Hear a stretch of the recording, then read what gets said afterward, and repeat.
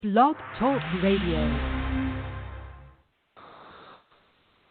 Mi chiamo Afurakani Afuraitkaitnit. Neye ojira da medinde ojira po kwesi rana mpata akan. Akwamu mai na maruka epipi mu ojira po ojira mai mu.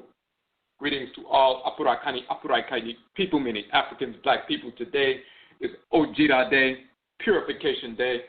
My name is Ojira po kwesi rana mpata akan. Ojira po the Akwamu nation in North America. Within Ojira Mai, the purified nation, Afurakani, Afuraitkaitnit, people in the Western Hemisphere. Yet I say we thank you once again for tuning into the broadcast. We're opening up the chat room. If you have any questions or comments in the chat room, you must log in as a user to interact. If you don't have a username, you can sign up for one quickly in Blog Talk. If you have a question or a comment on the phone line, simply hit the number 1. So that we can see that your hand is raised. We're going to place a link in the chat room to our blog, our Ojira Sim blog that we're going to be reading from tonight. For those who are new to the broadcast, we have published recently 3 new broadcasts. Typically, we have broadcasts 4 times a week. We took a few months off. We were in hiatus. We were working on a number of different projects which we're still engaged in working on. We took a number of months off, but we just started back broadcasting last week.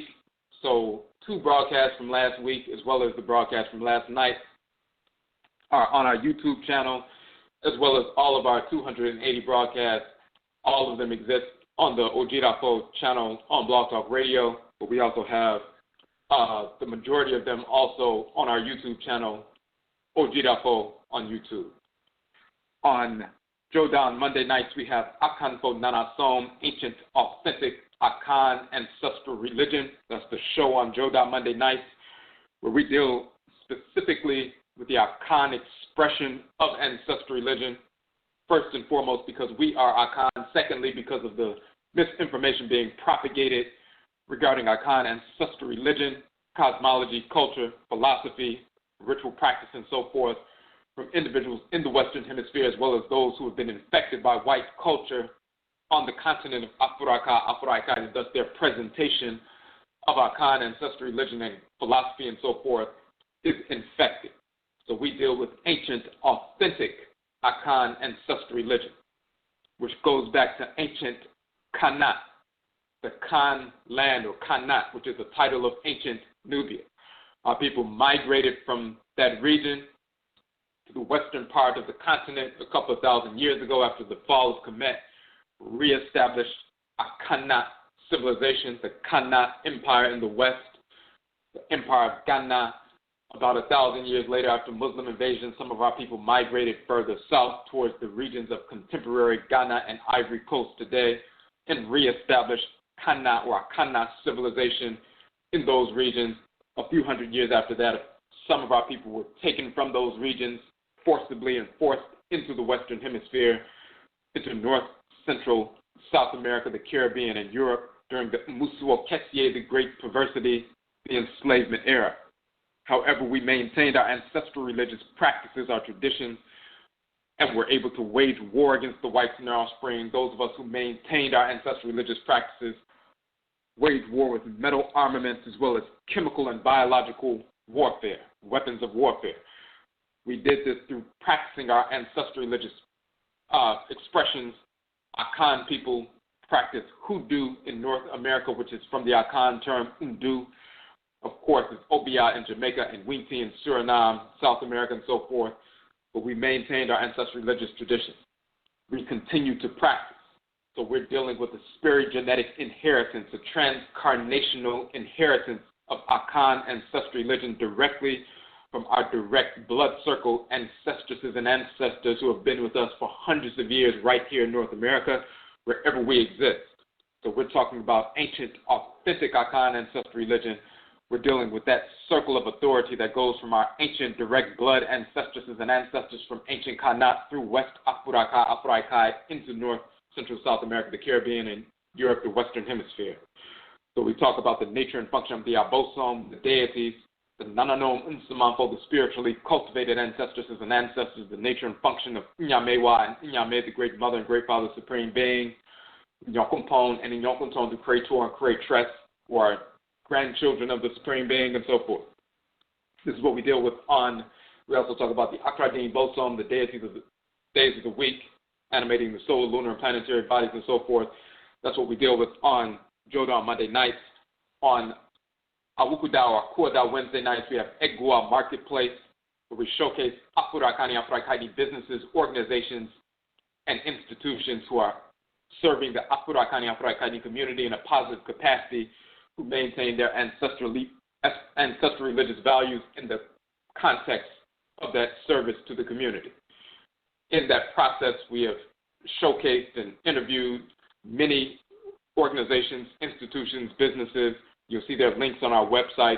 We've also published our OCOM economic development model, which is an approach to economic development rooted in our ancestral religious values.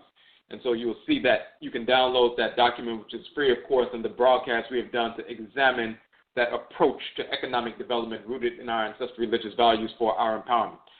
On Yauda, which is also Yada and Abada Thursday night, we have Amain Sim, Affairs of the Nation. So we deal with various issues that are impacting the Afurakani, Afuraitkaitnit community and how to approach them from an Amaniye perspective or a nationist perspective. We talk about Amaniye or nationism, which is the purification of nationalism. Afurakani, Afuraitkaitnit, or African Black nationism, the purification of nationalism. And we recognize ourselves as ODWIRA mind, the purified ODWIRA, or mind, nation, mind in the land of the setting sun, the West. This is our designation for our people in the Western Hemisphere. These terms come from ancient Kemet. It properly identifies us as a group of individuals, people focused together who have forged a locative identity in the Western Hemisphere. When we're drawn by our Nananom Nsamanfo, the spiritually cultivated ancestresses and ancestors of our clan, when we're drawn together to move and coalesce in a certain region of the Earth Mother's body, we're also influenced by her in this region of her body. We're drawn together in a specific region. We blend ancestral blood circles, draw ancestresses and ancestors into that unique collective operating in that specific region of the Earth Mother's body and interfacing with the manifestation, the unique manifestation of the Obosom, the Orisha, the Vodou, in that specific region of the Earth Mother's body, and infuse that energy within ourselves through ritual practice, as well as the plant life, animal life, mineral life, and so forth within that specific region, then that impacts us spirit genetically, and we forge a locative identity. We become a unique group of individuals, blending blood circles in a specific region of the Earth Mother, and this is the basis of what Amaniye is, nationism is. A nation is a living, breathing entity governed by specific forces in creation, and when we're in that specific region, governed by those forces in creation, blending blood circles, we develop that unique identity. So this is what we talk about, how we interface with one another, deal with our issues from a nationist perspective, which is rooted in nation building. That's what we deal with on Ama and Sim on Thursday nights, on Yauda Thursday nights. So tonight is Benada, Abenada, which is Tuesday. We have Ojira, which means purification. It means purification in the Akan language. Ojira also means purification in the language of ancient Kemet and Kanat. It also means to celebrate a ceremony of purification. So you see that in the Medusa, the hieroglyphs, and then you see in the Akan tradition, Jira means purification. It also means to celebrate a ceremony of purification, which is our 7-day Ojira celebration, our New Year celebration, which takes place here in the Western Hemisphere, the 7 days leading up to and including the autumnate equinox, the so-called fall equinox, the balancing point, one of the balancing points of the year. So purification, as we always say, operationalizes Nanason. Purification, Ojira, operationalizes our practice of Afurakani, Afuraitkaitnit, or African ancestral religion. So on Ojira Day, Purification Day, we're purifying concepts understanding, philosophy, ritual practice, the understanding of ancestral religion in general, not just the Akan expression, but any expression of Afurakani, Afuraitkaitnit, or African ancestral religion wherever we exist in the world, whether we're on the continent or in the Western Hemisphere, as we have maintained our ancestral religious practices. As we said, the Akan tradition in North America is the Hoodoo tradition. The Yoruba tradition in North America is called Juju. The Fon and Ebe traditions in North America are called Voodoo. The Ovambo tradition in North America is called Wanga. The Fang tradition in North America is called Ngangan. The Bakongo is Nganga, and so forth. And Grigri is the Bambara tradition in North America. We've maintained our ancestral religious practices for hundreds of years in our blood circles ever since we've been here. So we are not dependent on anyone outside of our blood circles. Anyone, for example, people in North America are not dependent on anyone in the Caribbean, South America, the continent of Afuraitkaitnit for our ancestral religious practices. That includes initiation. So we deal with real culture, real ancestral religion, and the purification of our understanding. Ancestral religion is the ritual incorporation of divine law and the ritual restoration of divine balance. That means through ritual we incorporate those things, objects, deeds, and entities we need to incorporate in order to harmonize our thoughts, intentions, and actions with divine order. And through ritual we reject those things, objects, deeds, and entities we need to reject in order to restore balance to our thoughts, intentions, and action, and thus restore order to our lives. So the expansive and contractive poles of ancestral religion, Afurakani, Afuraitkaitnit, or African ancestral religion, which we call Nanasom, is the ritual incorporation of divine law and the ritual restoration of divine balance. And we engage that process that supports our culture, Amamre, our way of life. And our way of life is Afurakani, Afuraitkaitnit people. Our ancestral culture is the divine acceptance, the law, the love of order, and the divine rejection or hatred, repulsion of disorder. So we seek to align every thought, intention, and action with divine order every moment of every day. As we move throughout creation and execute our divine function in creation, we're always aligning every thought, intention, and action with divine order. If we make legitimate mistakes, then we engage the ritual process to incorporate law and restore balance to our lives. So this is why we say ODWIRA, purification, operationalizes Nanasom. Purification operationalizes our practice of ancestral religion. So again, we purify concepts, understanding, and so forth of our various traditions so we can be on the same page dealing with authentic ancestral religion, born of our blood circles, transmitted spirit genetically and transcarnationally through successive forms and manifestations of Bebra, or rebirth, or quote-unquote reincarnation. We constantly transmit our culture intergenerationally to our descendants and transcarnationally as we return through our blood circles. This is how we maintain and perpetuate our ancestral religion. Now we're going to deal with tonight with a series of articles that we posted on our ODWIRA Sim blog on our WordPress site. That is the blog that we started back in July, which is new. So that's in addition to our regular ODWIRA full site. We have ODWIRA Sim, which means Asim, affairs or issues or matters, and ODWIRA, like, once again, is purification. So it's matters of purification, things that we need to purify our understanding in so that we can incorporate these things in our lives and operate in a harmonious fashion. We did a 4-part series on the Obosom, the divinity, the female Obosom Bast. And we want to get into detail with regard to that 4-part series. We published it in succession back in the summertime. A lot of information was put forward, new information as well with regard to the functioning of this divinity in creation. Very often you read about these deities on websites and blogs and videos that you see very often published by Europeans, but also sometimes our people just mimicking what the Europeans have said. But to learn about who these divinities are, first and foremost, we must interface with them.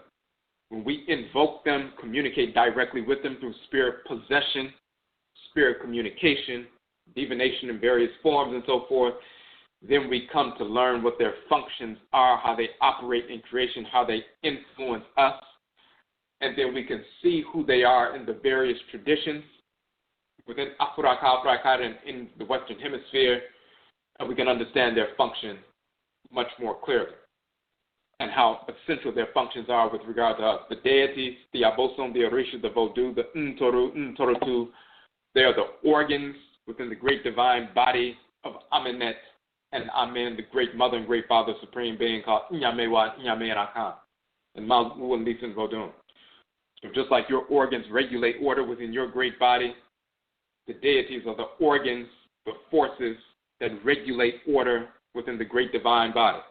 And those organs have children, which are cells, and those cells are plant life, animal life, mineral life, and Afurakani, Afuraitkaitnit, human life. So we are cells within the great divine body. We have our immediate parents, which are the organs within which we are a component part. Those are our head, Obosom or Orisha, Vodou, and so forth that govern us. And when we serve as cells, the organ, and we're serving the great body, the supreme being at the same time. When your heart cells execute heart functions, or your liver cells execute liver functions, or your spleen cells execute spleen functions, they're serving their parent organ or gland, but they're also serving the entire body at the same time. That's the hierarchy, that's the structure. So, when we come to know these forces in nature and how they interface with one another, how they are interdependent upon one another, just like the organs in the body, we can identify their functioning in the body, we can identify their functioning in creation, we can identify their functioning within the events that take place within our lives and how to align with them and enhance our lives by realigning with divine order through invoking them ritually. We're going to go to the link, ojidasem.wordpress.com. We're going to go to part 1 of the series on Bast, and we're going to go through it and get into some details. And we placed the link in the chat room. All right, so this one, Bast part 1, overcoming ritual manipulation in relationships. So first we start talking about the female Obosom Afi, who is called Het Heru in ancient Kemet. She's also called Fait and Fi in ancient Kemet, and she's also called Het Heru most often. In Akan, the ancient term and name and title Fait becomes Fi or Afi, and the ancient title Het Her or Het Heru, also Het Her, becomes Che in Akan. So Fi and Het Her in ancient Kemet becomes Afi and Che in Akan. She's also called Afia and Afuia, and some people pronounce it Afua and so forth. This is the same divinity. She is called Oshun in the Yoruba tradition, Azili and Izuli in the Vodun tradition. As we mentioned in our other publications, Afi or Het Heru governs the sensual attraction, which is the precursor to procreative activity, sexual activity, and that which replenishes its harmony, which is pleasure. The magnetic attraction leading to fusion of the Afurakani African male and Afuraitkaitnit African female, which is followed by the attraction leading to fusion of the sperm and ovum, demonstrates the ability of Afi to fuse together complementary opposites, generating beauty, the manifestation of harmony. So that force that draws us together initially, the Afurakani man and Afuraitkaitnit woman, and of course it's only the Afurakani man and Afuraitkaitnit woman. There's no dissexuality, homosexuality. That is insane. It is repulsed. It is hated, rejected by the Obosom, the forces in nature, as well as the Nananoma and Samanfo and the Supreme Being. And we also do not engage in sexual deviance in the form of interracialism, whether it's white Europeans, white Americans, white Hindus, white Hispanics, white Latinos, white pseudo-Native Americans who are nothing more than migrant invading Asians, white Asians and Arabs and so forth. We do not engage with spirits of disorder. And all of these are the whites and their offspring, and they incarnate as spirits of disorder. We are spirits of order, grounded with a ka at a soul, a divine consciousness, a divinity dwelling in the head region, the order Inu, or the Krawa. The whites and their offspring, those various groups do not possess a Krawa, a Ka. They are the spirits without a Krawa, spirits without a soul. Spiritually degenerate spirits of disorder, and they incarnate in that fashion based on who they are. They engage the process of disorder. This is why they have no crop. And that is a permanent condition until they become extinct, until we make them extinct. So there's no exception to that reality today. There will never be an exception to that reality. Just like cancerous cells are destroyed. They're not re-embraced and in a kumbaya sense with the other cells in order to be destroying the other cells. Once cells become cancerous, then they are isolated from the other cells and they are destroyed and expelled from the body. That is how you deal with cancerous cells and you deal with cancerous entities. The whites and their offspring, white Europeans, white Americans, white Hispanics, white Latinos, white Hindus, white Asians, white pseudo-Native Americans, these groups are the cancerous cells within the body of black humanity, which are slated for eradication. They haven't always been here and they will not always be here. And it is on us to make sure we accelerate that eradication. Now, so when we're talking about the fusion of the Afurakani male and Afuraitkaitnit female, when we're drawn together, that magnetic attraction, that force of fusion of complementary opposites, Het Heru, the female divinity, is causing that fusion, that draw, that magnetism. Once we're drawn together just to meet one another and cross paths, our ancestresses and ancestors put us in position so that we can eventually come in contact with one another. We're drawn to one another, of course. And when we engage in copulation after marriage and so forth, that's another fusion governed by Het Heru. Then the release of sperm and ovum, and they fuse together in a harmonious fashion. That's another fusion, magnetic draw and fusion by Het Heru. And then, of course, the ancestor or the ancestress is drawn into that fusion of the sperm and ovum, takes up residence in that zygote, and now you have the returned ancestor, the returned ancestress for the first time in 100 or more years back into the womb of one of his or her descendants and will be born back into the world within approximately 40 weeks.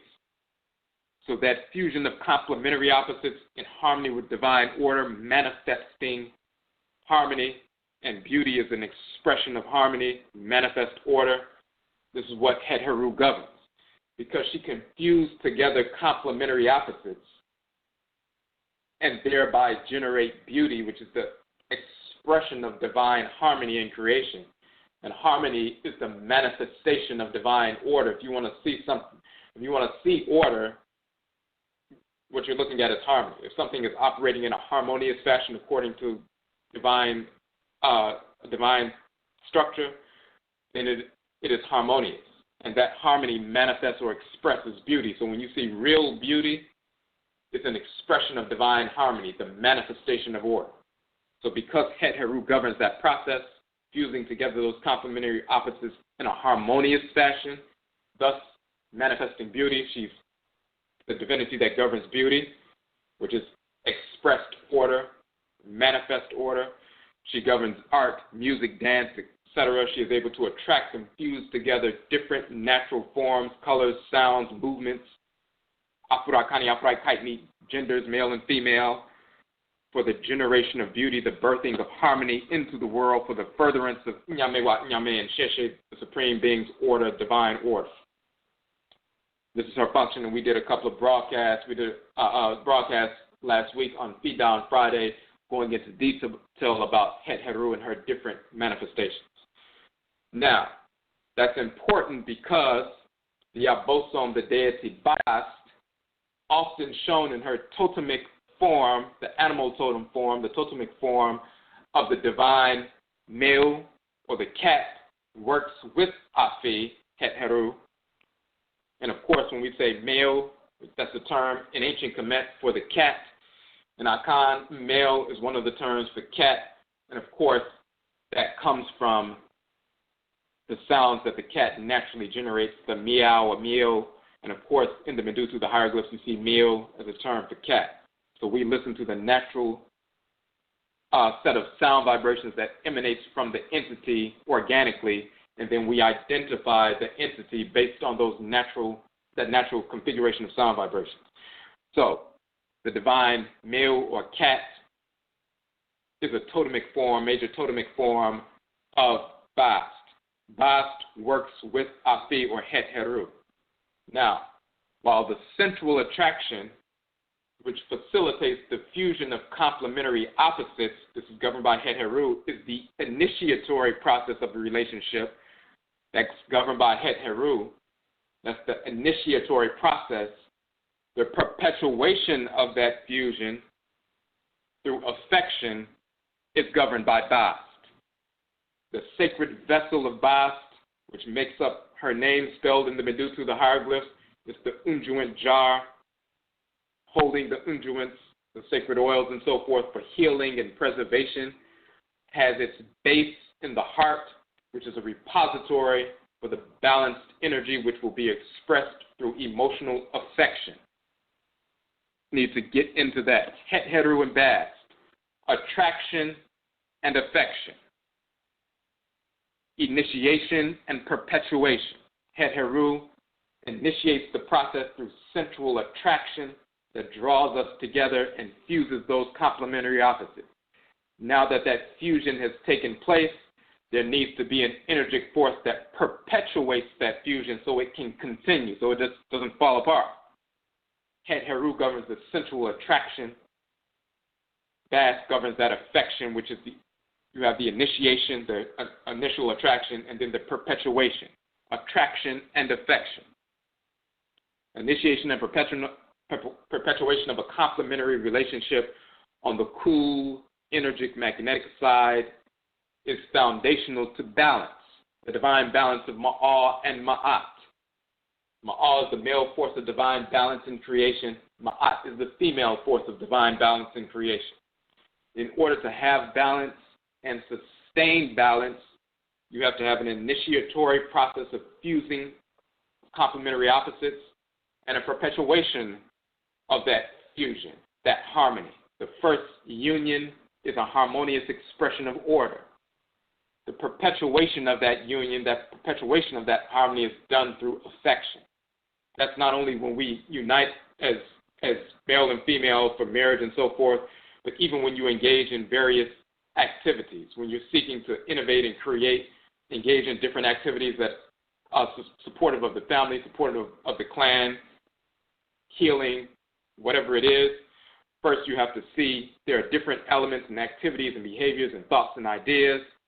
Those have to be fused together in a harmonious fashion. Het Heru governs that creative process, not only in the reproductive areas, in the lower realm, in the earthly realm, but in the upper realm, in the head where the imagination is.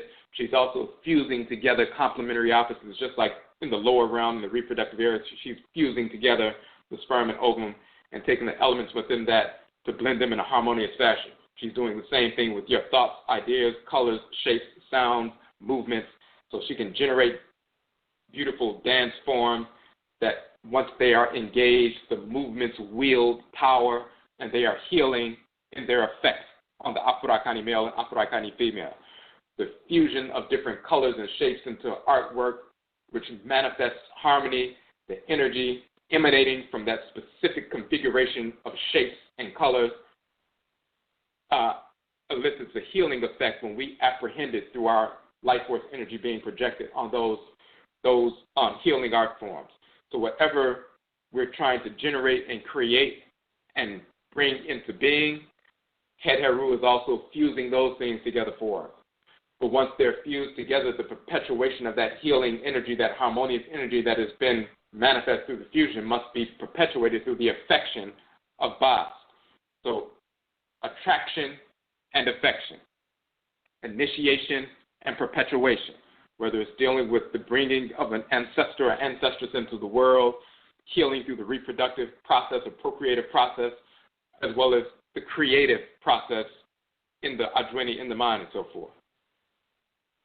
in order to first have the fusion of complementary opposites, and now you have a thing that can be birthed in harmony.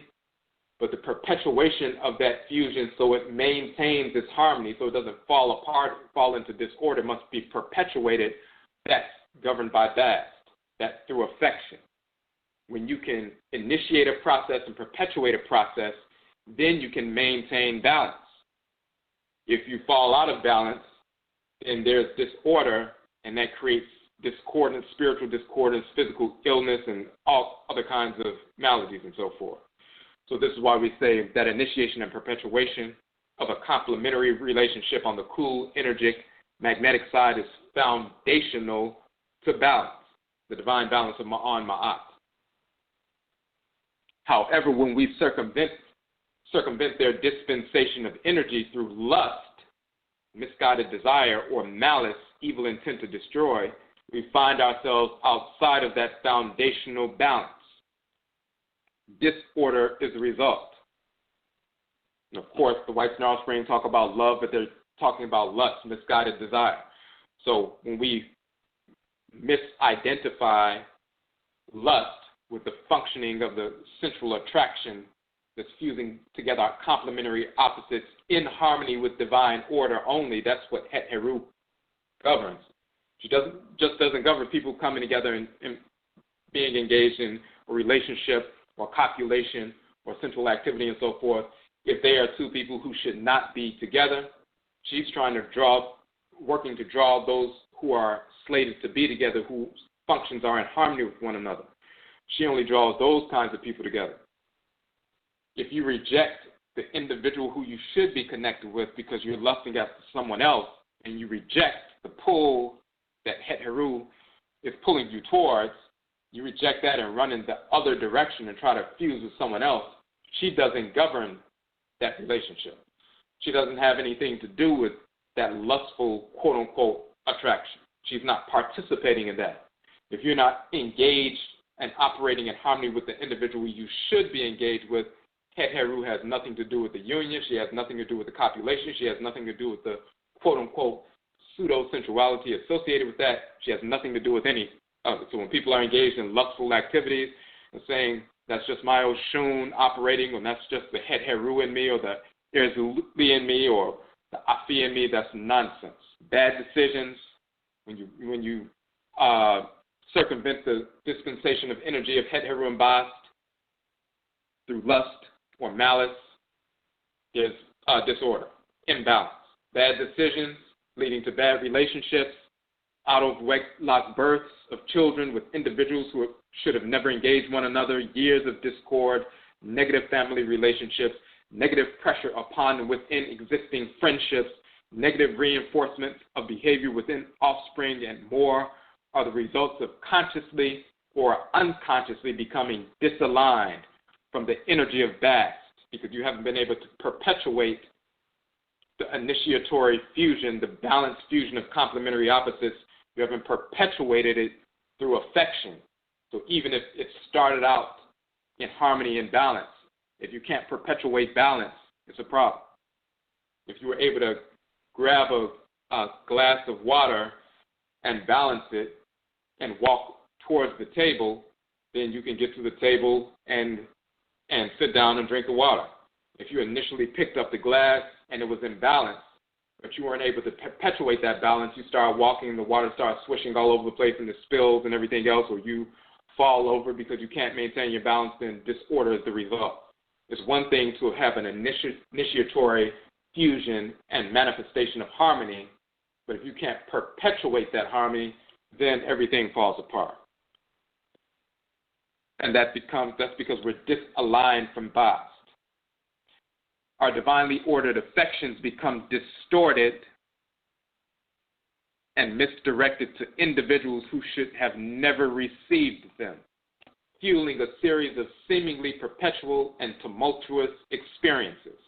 This upsets not only the balance of the household, but the balance within the Afurakani, Afuraitkaitnit, the nation, because the household, the marriages, the families are the foundation of a balanced nation.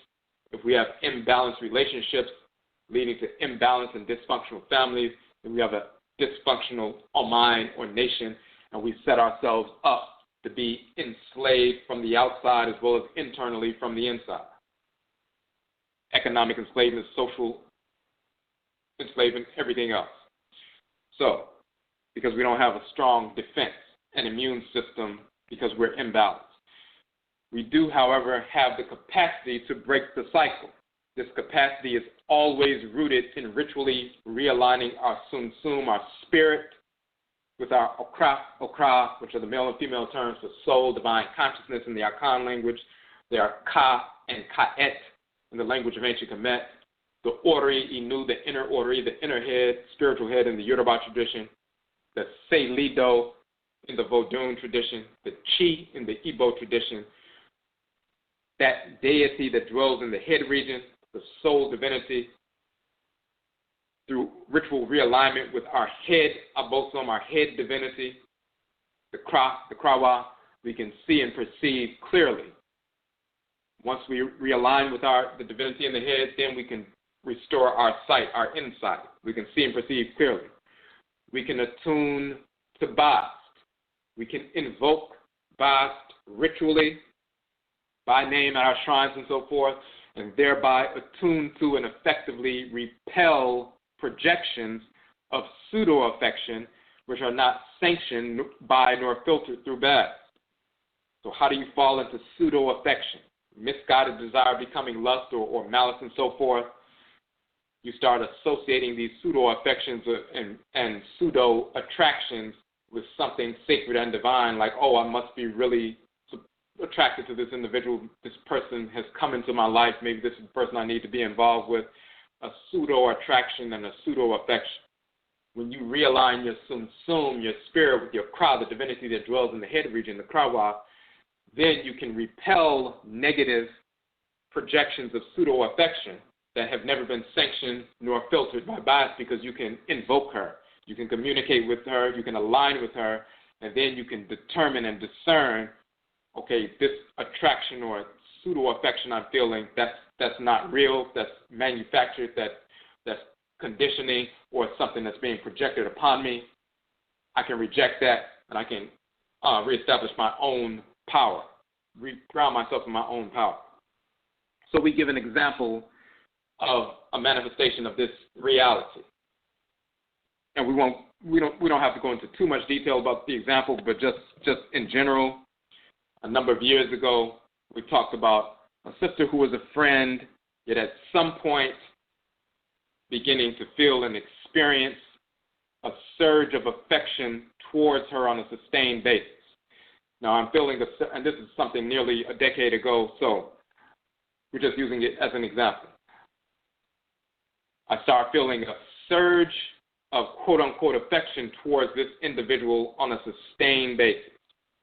This was unusual because the sister was simply a friend and clearly not one who was complementary, and I knew that for sure. At some point, my Nananom Unsamanfo, spiritually cultivated ancestresses and ancestors, woke me up in the middle of the night and through a divinatory process showed me exactly what the sister had been doing. It showed me a ritual process that she was engaged in to quote-unquote make me have affection for her. So she was projecting affection, not just through dreaming about and so forth, but engaged in ritual because she practiced ancestral religion as well. My Samapo showed me that in the middle of the night, what she was engaged in. Days later, I met up with the individual on other business. We were talking about other things. And I decided to directly confront her and ask her if she had been engaged in this specific ritual process to make me have affection for her. And of course, her response was she froze, stunned, and then she broke out into laughter. And then she admitted it. Now, we were friends, so it's not a big deal. But the key is, because I practice ancestral religion, I had the capacity to engage that rudimentary divinatory process to find out what's going on. Our people are not engaged in ancestral religion. They take these surges of affection, unusual surges of affection, and assume this must be something real. This is why we say, based on a Western cultural orientation, we would just assume that, oh, this must be the person I'm for. Maybe I'm falling in love and didn't really know it. Maybe I've been denying the person I should be with, and you communicate with an older person or a friend or a quote-unquote a pastor or some other misguided individual, and they're saying, well, you're just fighting it, you can't fight love and all this other nonsense. Then you get involved with the individual, you engage the individual, you may get married to the individual, bring children into the world with the individual, and all along being with the wrong individual. And eventually, the disorder, the imbalance manifests, it surfaces, and a rending takes place. My own ancestral culture guarded against misinterpretations because we have cultural immunity when we embrace our ancestral culture. Many of our people who are unaware of these things, whether they're not involved in ancestral culture or involved in an inauthentic expression of ancestral culture, will be given the same misinformation by misguided priests and priestesses, pseudo-elders and eldresses, and so forth. We go even further. There are many within the community, males and females, who fall into this kind of thing. Some are engaged in criminal-type acts. Some seek to ritually manipulate, quote-unquote, affection for malicious purposes, while others do so out of lust or misguided desire. Some engage in deliberate ritual manipulation, while others who are not so astute do so by other means, wittingly and unwittingly, sometimes by simply obsessing over an individual privately. Some sisters or brothers born with a certain capacity because it was cultivated in previous incarnations when they were a priest or priestess or elder or elders. They had cultivated this capacity, and then they have a function to project life force energy so they can heal the community and have insight and do divination for people, but they're born to this culture. They know nothing about ancestral religion and so forth, but they know they have a certain kind of capacity, even instinctively. Some of them unwittingly, they don't even know, but when they begin to obsess on a person and focus on a person and so forth, they're projecting this pseudo-affection, this energy towards the individual, wittingly sometimes and sometimes unwittingly, and they're affecting the individual sometimes without even trying. But then you have others who do so deliberately for manipulative purposes and criminal purposes.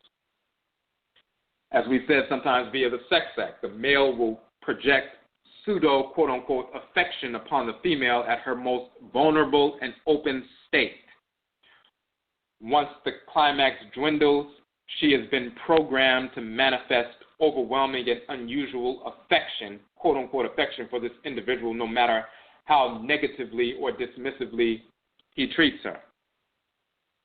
Meaning in the midst of copulation, when the female is about to climax, that's when the individual projects that pseudo-affection ritually upon the female. They know exactly what they're doing. When she's in her most open state, that's when they project that surge of energy, that pseudo-affection, while she's open. And once she, quote-unquote, closes, now she's filled up with a surge of pseudo-magnetism towards this person, an overwhelming surge of affection.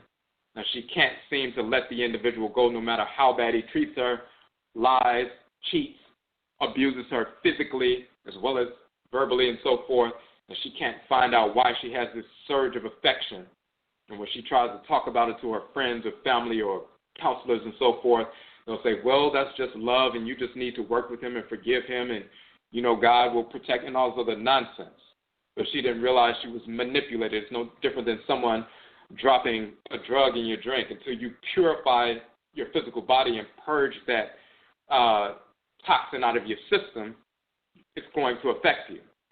When you purge your spirit from the negative projections of an individual who's deliberately or even unwittingly projected these negative vibrations towards you, until you do that, then you will have that effect. You'll be like somebody who's affected by alcohol or marijuana and so forth. You can do the purge through ritual practice, just like they projected that perversity upon you through ritual practice. It's like someone drops toxins in a drink or in some food, you can take medicine to purge your body of that. When someone projects negative, discordant vibrations consistently, perpetually trying to control and influence the way you're thinking and operating and so forth, you can repel that. Just like when you have a magnet on the table and it's repelling the other magnet because the same polarities are facing, that's a force that's pushing something.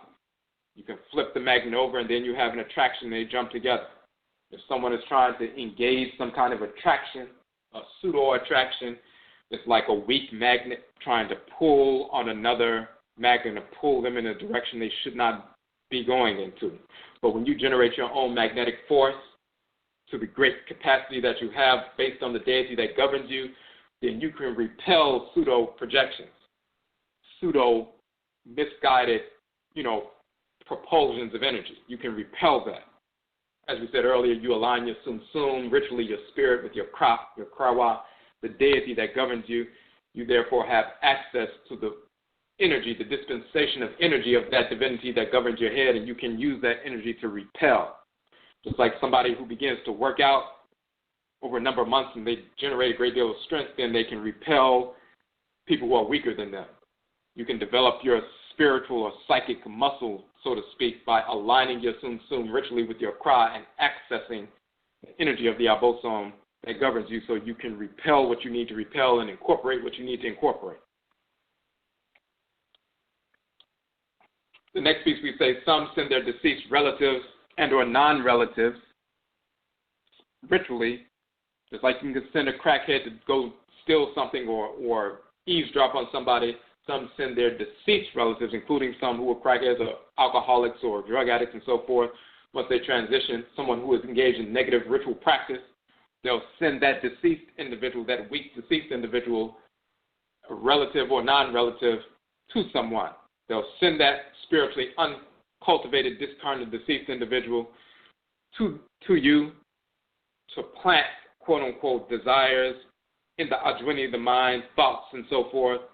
If somebody was standing next to you and constantly saying, hey, you're in love with this individual that you really don't like. Hey, you're in love with him. Hey, you're in love with him. Hey, you need to get with him. Hey, if they just followed you around all day saying that, you would say, shut up, get out my face, you know what's going on. But if that person is deceased, they're a discarnate spirit of a relative or a non-relative of somebody who sent someone, when they're constantly whispering or planting those thoughts in your head, as far as you know in this culture, with this Western cultural orientation or misorientation, your head is just filled with thoughts of this individual that you really don't like. So then you go seek counseling. Why am I thinking about this person all the time? I can't stop thinking about them.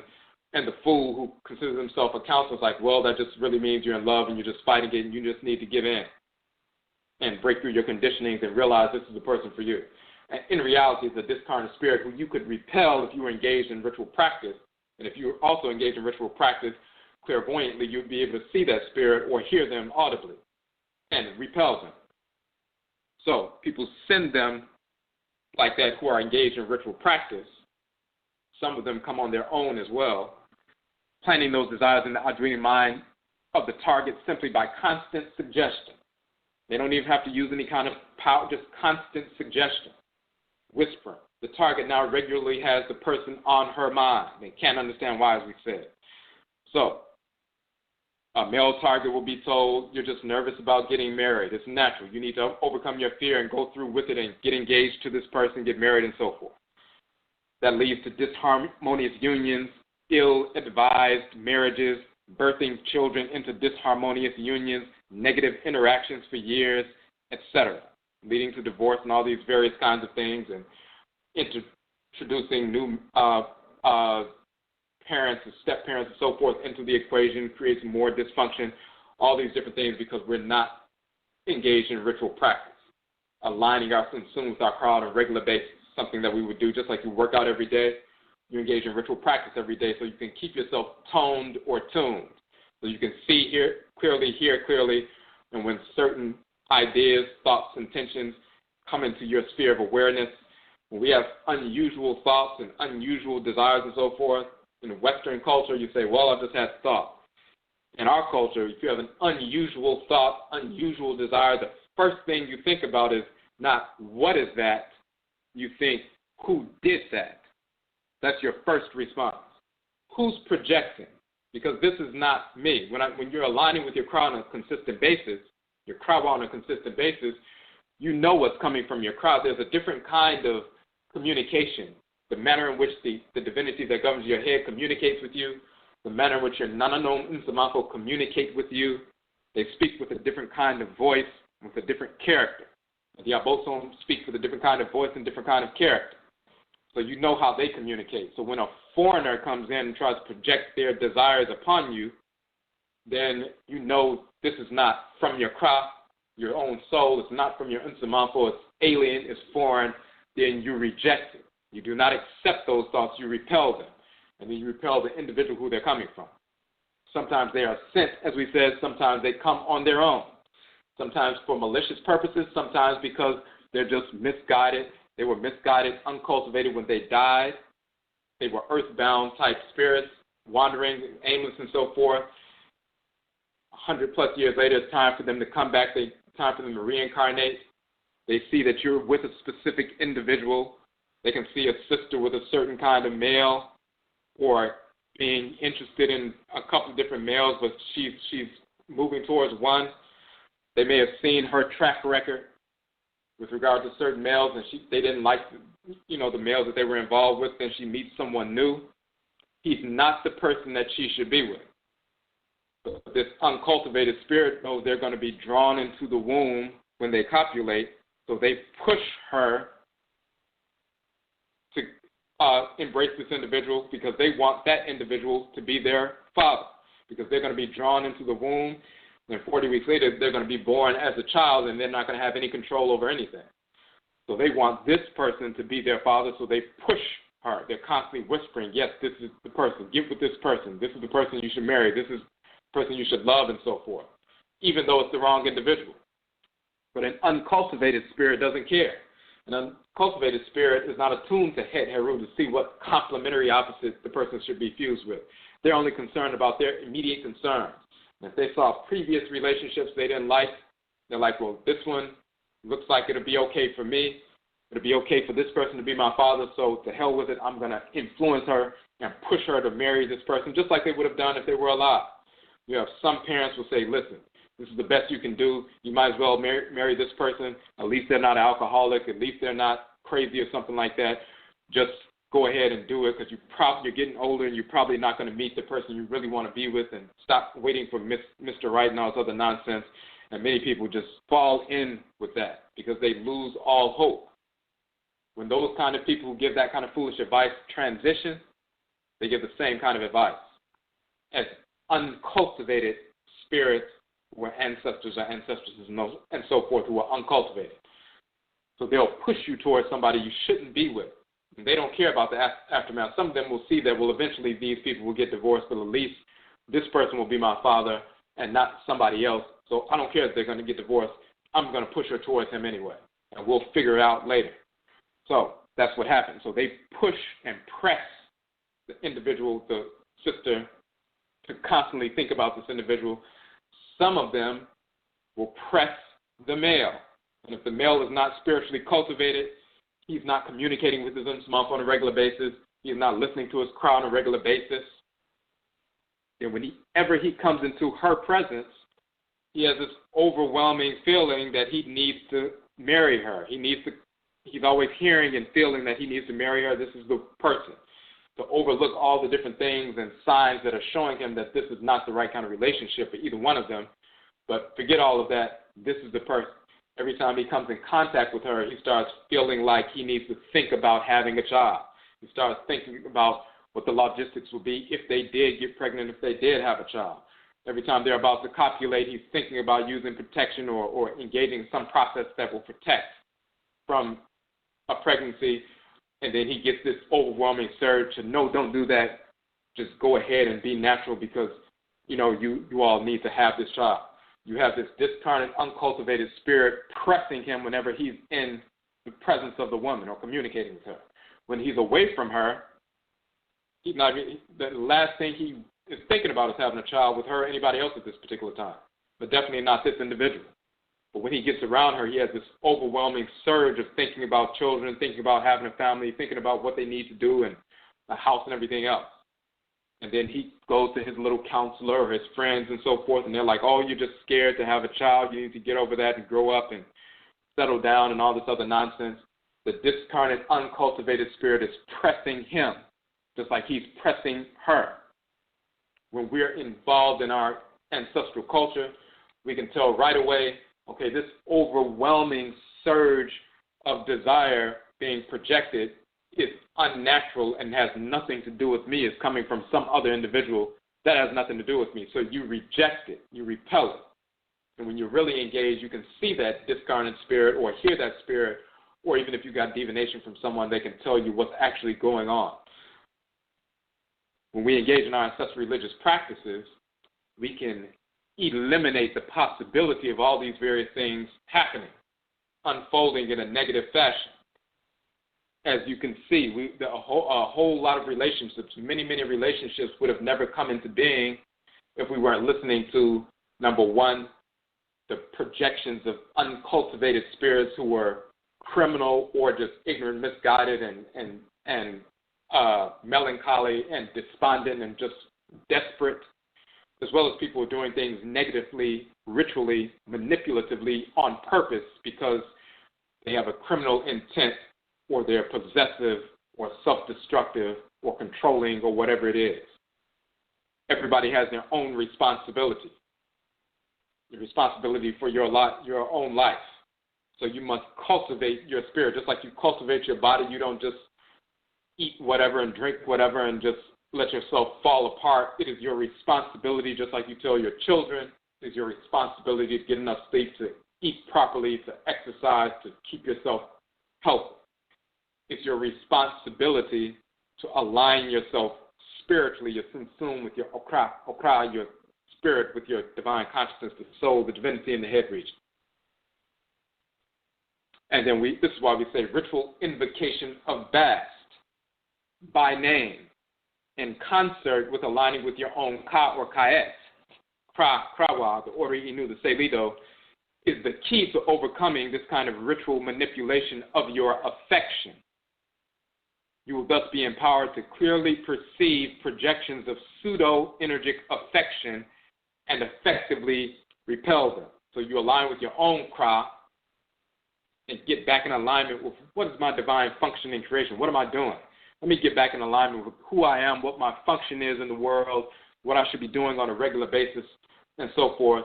And then when you invoke Bast, she can show you clearly this projection of pseudo-affection is not real, it's not coming from me, it's not sanctioned by me, so we can repel that.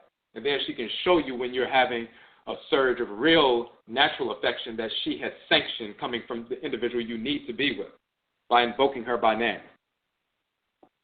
You'll be empowered to recognize who your complement and who is your complement and who is not, who serves to complement your Nkrabe, your divine function in creation, and how you serve to complement theirs through a properly effective union initiated by Het Heru and perpetuated by Bast.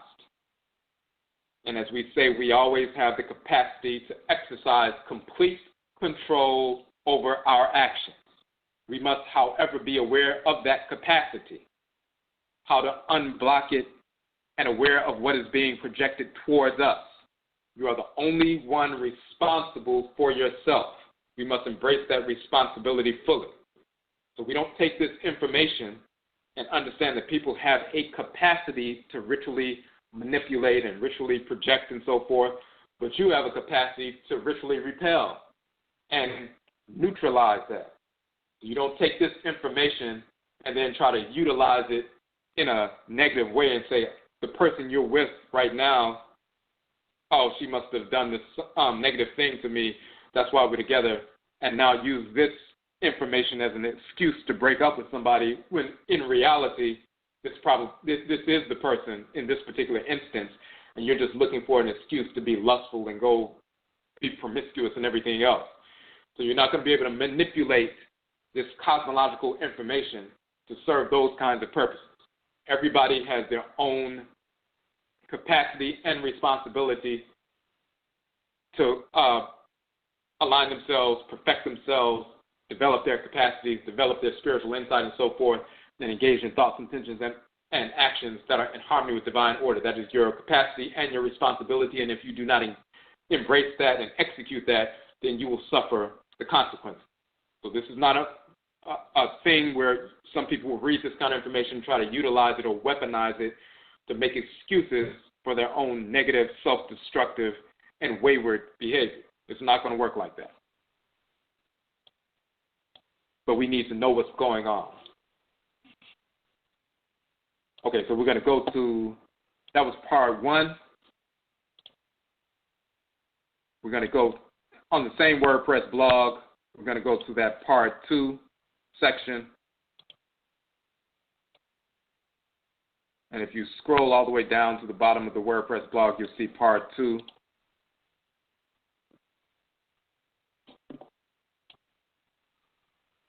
Okay, so part 2, Bast, part 2, devaluation and revaluation of the Afuraitkaitnit woman.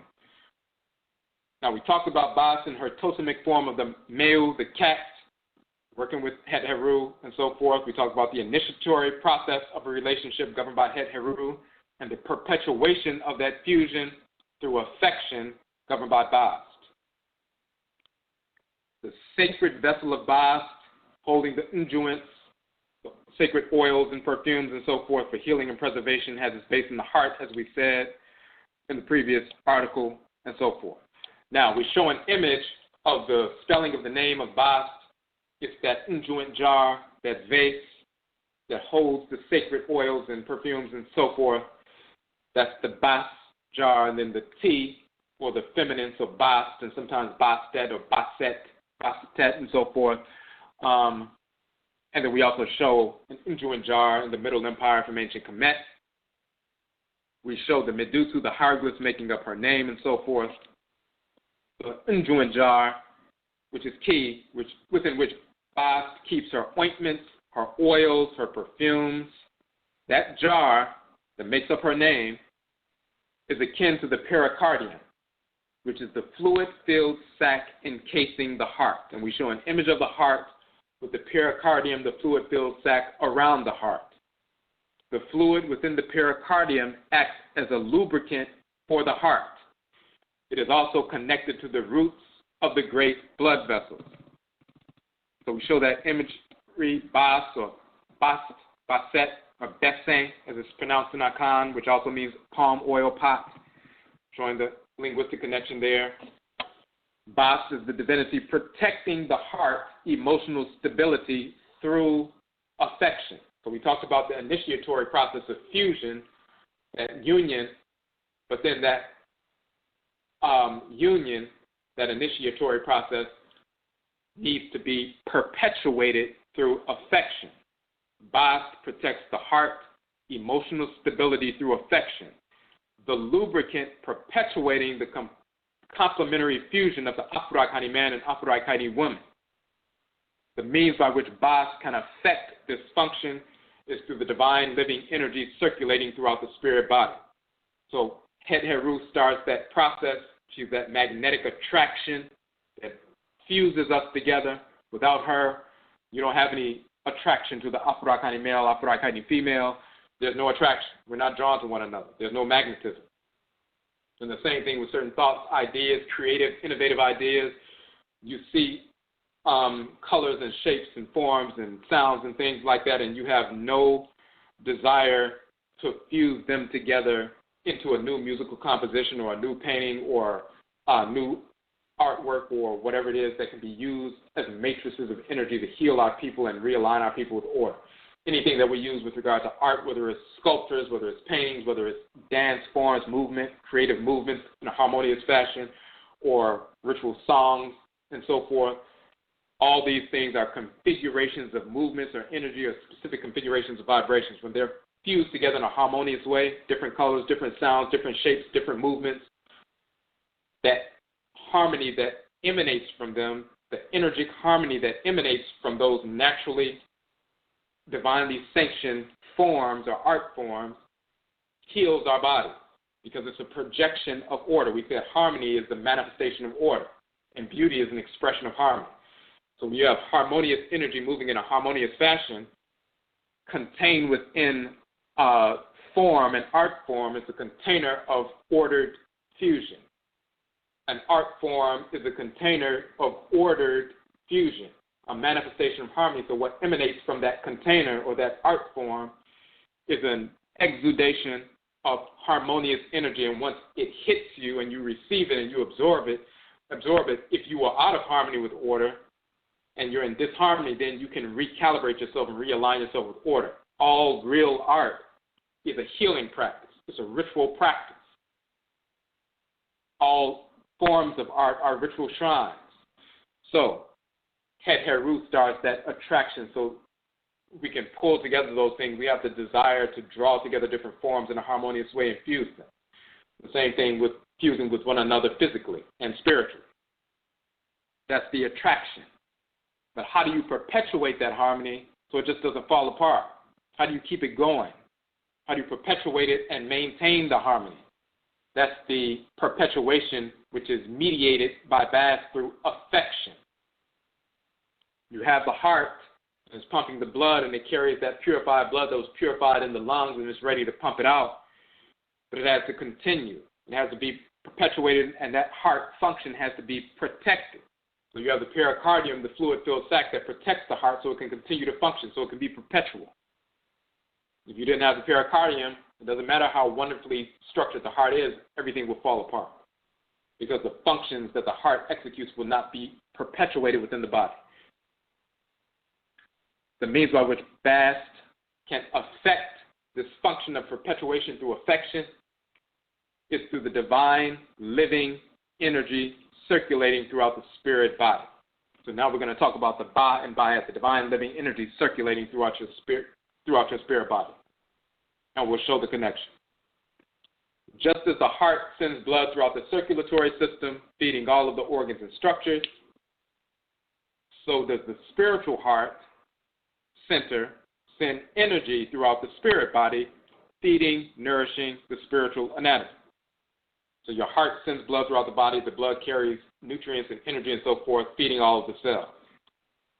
When somebody's spirit separates from their body, their ancestral spirit or ancestress, they still have a form. It's still an energic form. It maintains a specific form, and there's still energy circulating through that energic body. That's why it maintains its form, and it can operate and communicate and possess people and empower people and everything else and heal people, everything else.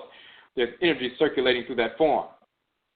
Just like you have a physical heart that sends blood and energy throughout the physical body, the spirit body that takes up residence in your physical body, but even when you transition, the spirit leaves the physical body and the body degenerates, but you still have the spiritual body, your spirit body, the Sahu or the Sun Sun. It has a spiritual heart center. And that spiritual heart center within the spirit body, which is replicated in the physical body, that spiritual heart center sends energy throughout the spirit body, feeding, nourishing the spiritual anatomy. These energic projections from the spiritual heart center extend beyond the physical body and the kahibit, the aura, and reach those connected to us in the world. So you have a spiritual heart center within your physical heart. It's constantly radiating energy, not just within your body, but outside your body, generating your aura, your kahibit, but then even beyond that auric egg surrounding your body, even beyond that, projecting out into the world. And just like you can project, people can feel body heat coming from you, well, that spiritual energy that's circulating within you and generating electromagnetic field around you, it maintains that field around you, but then you have emanations that even go beyond that and continue to emanate throughout into the world. Just as Asase Afur, the Earth Mother, has a magnetosphere, an electromagnetic field, so do we have an electromagnetic field surrounding our bodies. This is true of all entities, animate and inanimate. Moreover, the divine living energy of Ra and Ra'et, the creator and creatress, called Nyokumpon and Nyokunton in Akan and Odumare and Eshumare or Oshumare in Yoruba, the divine living energy of the creator and creatress permeates and animates the magnetosphere of Asase Afur Earth and all created entities, not uncreated entities, but created entities. The divine living energy of Ra and Ra'et, the spirit, is called the Ba and the Ba'et in its male and female expression. So your Ka is your soul. It's the deity dwelling in the head region. Its physical seat is the brain. The brain is like the physical ka, and then you have a spiritual, energic force field, the deity dwelling in the brain. The brain is like the seat or the throne of that deity that takes up residence in that area. That's the ka, male, ka-et, female, your soul. Your ba is the real term for spirit, talking about the divine living energy. Of course, you have a spirit body, which is a container, that's the sun. But the divine living energy that's animating you, coming from Ra and Ra'at, the creator and creatress, is called the ba for males, ba'et for females. The ba and the ka are the spirit and the soul. The ba'et and the ka'et are the spirit and the soul. Every Afurakani, Afuraitkaitnit, or African black individual has a ka or a ka'et, a soul, a deity dwelling in the head region, guiding our thoughts, intentions, and actions towards divine order. This is an Obosom, an Orisha of Vodou, an Ntoro, so-called netter, but Ntoro in its proper vocalization, is a deity assigned to dwell with us throughout the course of our lives by the great Mother and Great Father, Supreme Being, Aminet and Amen. Meaning before you incarnate into the world, your spirit is drawn up to Inyamewa Inyame, the great Mother and Great Father, Supreme Being. They direct the specific divinity to go over to you, take up a residence in your head region, install themselves within the head region, and now you are a spirit that has a crop. You have like a body, now you have a brain. Now you're a whole entity. Now you can go back into the ancestral realm and await reincarnation, and eventually you're drawn into a womb and born into the world. And that deity sitting in your head region is always pulling you towards thoughts, intentions, and actions that are in harmony with divine order. And you can feel that pull in your head in one direction, and sometimes you go in the other direction. And then you always run into problems. That's the deity dwelling in the head region. When you align with it, things work out. When you are out of alignment with it, things do not work out. There's a difference between that force in nature, divinity, a divine force in nature guiding your thoughts, intentions, and actions because you have a divine function as a cell within the great divine body of the Supreme Being. The difference between that and a discarnate, alcoholic, criminal relative who died, and their spirit is hanging around, and they're whispering in your ear, hey, you need to do this, hey, you need to do that. And you say, oh, my first mind told me to do this, but then that wasn't your ka'et, that was a discarnate, criminal, or drunkard relative who's misguiding you. And, of course, the whites and their offspring, that's all that they have. They do not have a ka or ka'et. They don't have a deity that dwells in the head region. They are spirits of disorder by nature. So just like two magnets repelling one another, the forces in nature who are spirits of order, embodiments of divine order, they do not dwell in disorder. So they repel the whites and their offspring. Just like two magnets repelling one another, you cannot make them come together naturally. They're repelled. The Obosom, the forces in nature, repel the whites and their offspring. So no deity takes up a residence in the head of a spirit of disorder. So the only quote-unquote first mind that they define as their quote-unquote first mind, or they say my spirit was telling me, that's their own misguided desire, conditionings, perversity, as well as their discarnate relatives giving them advice. But their own spirit itself is discordant, disaligned, perverse, and they have their own misguided desires and lusts and malicious intent. And that is what they call, they'll say, oh, that was my soul, which they do not have. They do not have a deity dwelling in their head region. Only created entities with a capital C, divinely created entities, have a ka or ka'et.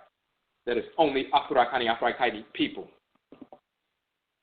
Now, and of course you have the ba, the divine living spirit. Now, we say we have a ba or ba'et, a spirit, a deity, a divine living energy animating our body. Not just residual electromagnetism. The spirit utilizes electromagnetism and wields it as a force for its own purposes. The whites and their offspring have electromagnetism, just like electromagnetism surrounding a magnet, but they don't have a divine living entity that they can communicate that wields that force within them. They don't have a ba or ba'et. You see the image here of the human with the head of the bird with the head of the human being, or just the bird itself, the ba or ba'et. This is that divine living entity we're talking about. It's a deity, a divine living energy animating our body. Our Ba, which is, if you're a male, or Ba'et, if you're a female, is a spirit. It is a child of Ra and Ra'et, the great spirit, the great Ba and Ba'et. The creator and creatress are the great Ba and Ba'et, and a portion, a little drop from the ocean of spirit that they are, dwells within you. Now, and that's your life force, your divine living energy. When that life force energy is concentrated into a force and concretized and directed into units of power, then that becomes the Sekem or Sekemet power that you utilize. But the divine living energy itself is the Ba and the Ba'et. Just like you can have fire or fire energy from the sun and you can be warmed with that fire, but then if you, as we say, you use a magnifying glass, that same sunlight that was just warming all of the leaves and so forth on the ground and the grass, if you take a magnifying glass and concentrate that energy through the glass, then it becomes pinpointed and intensified and magnified through the glass, and then it will pinpoint a leaf and cause it to combust. You particularize that life force energy into units of power, and that unit of power became Sekem, the power of the life force energy. So the life force energy itself is not Sekem. The life force energy is the Ba, the divine living force. But once that force is concentrated, some of its energy is utilized and concentrated, it becomes that Sekem power.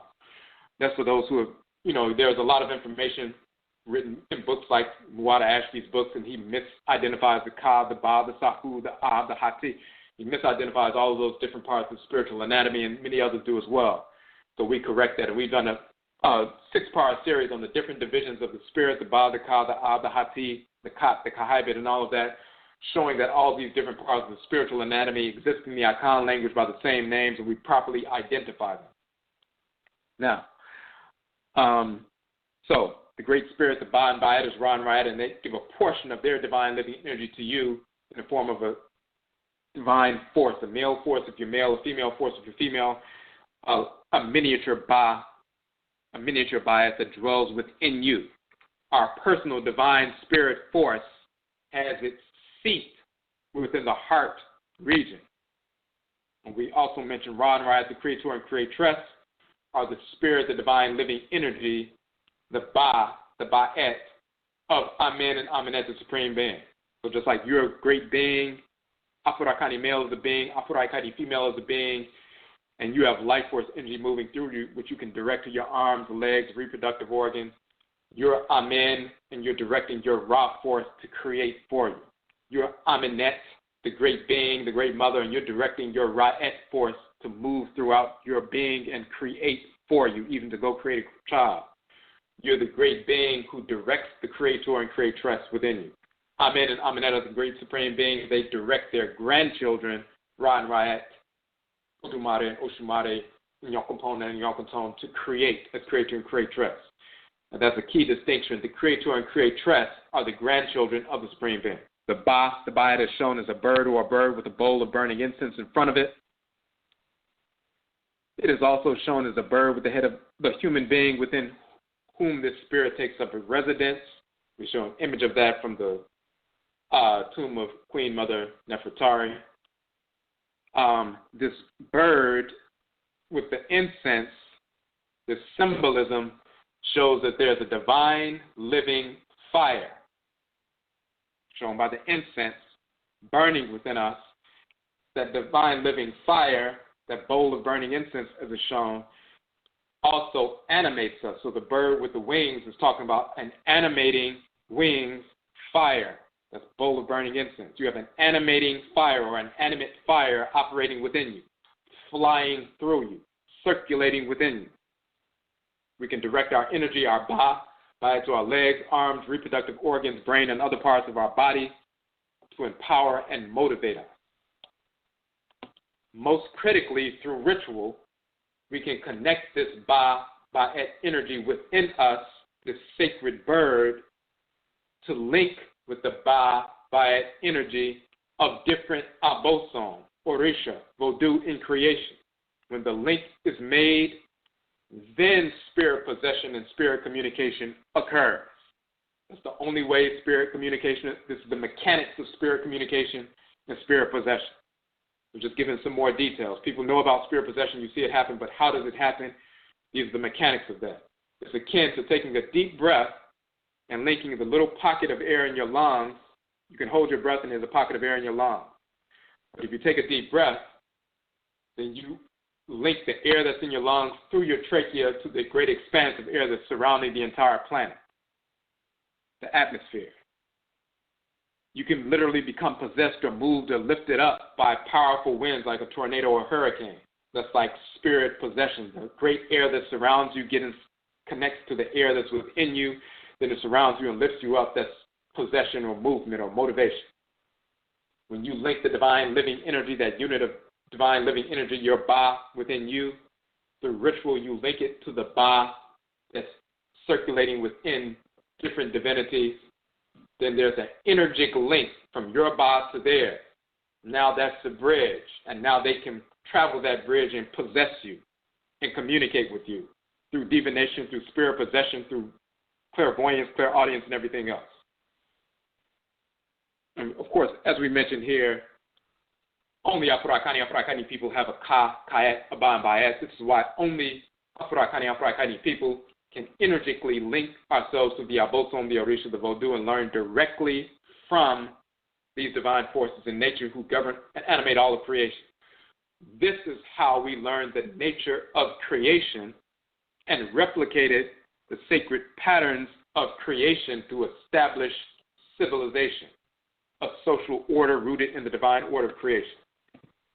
That's how we did that, and this is why no other people could do that, and they have to imitate what we are doing because they can attune to the forces in nature that regulate order in creation.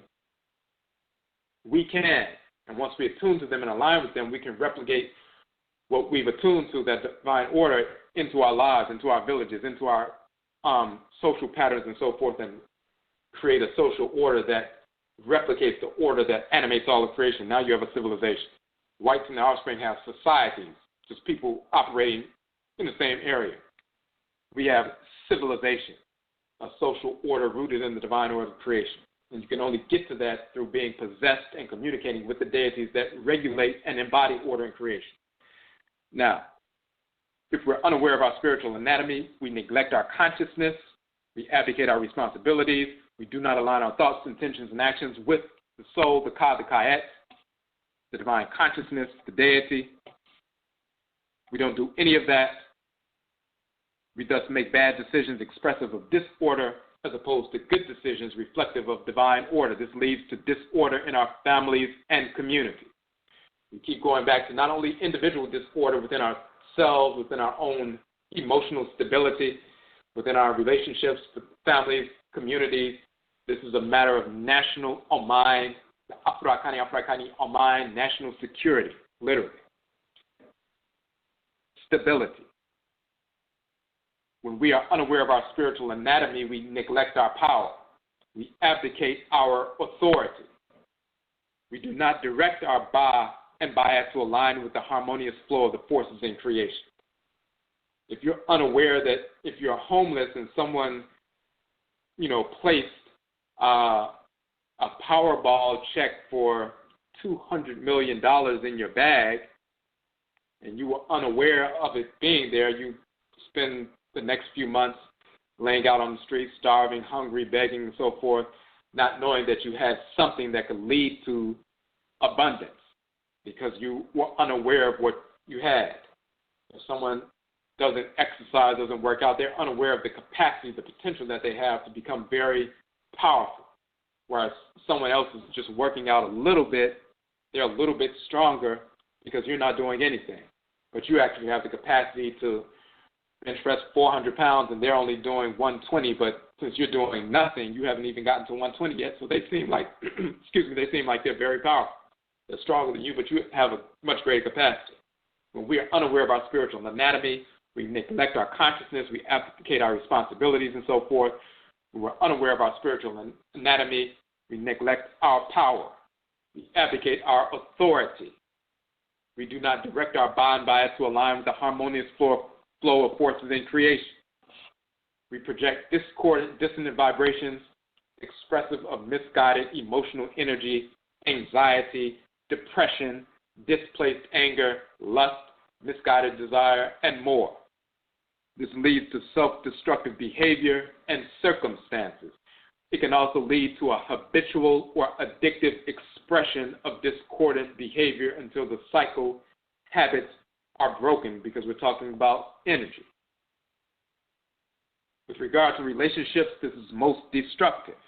The disalignment of the Afurakani man and Afuraitkaitnit woman projects disalignment and disorder within the family, community, and the Oman, the Afuraitkaitnit Oman, the nation.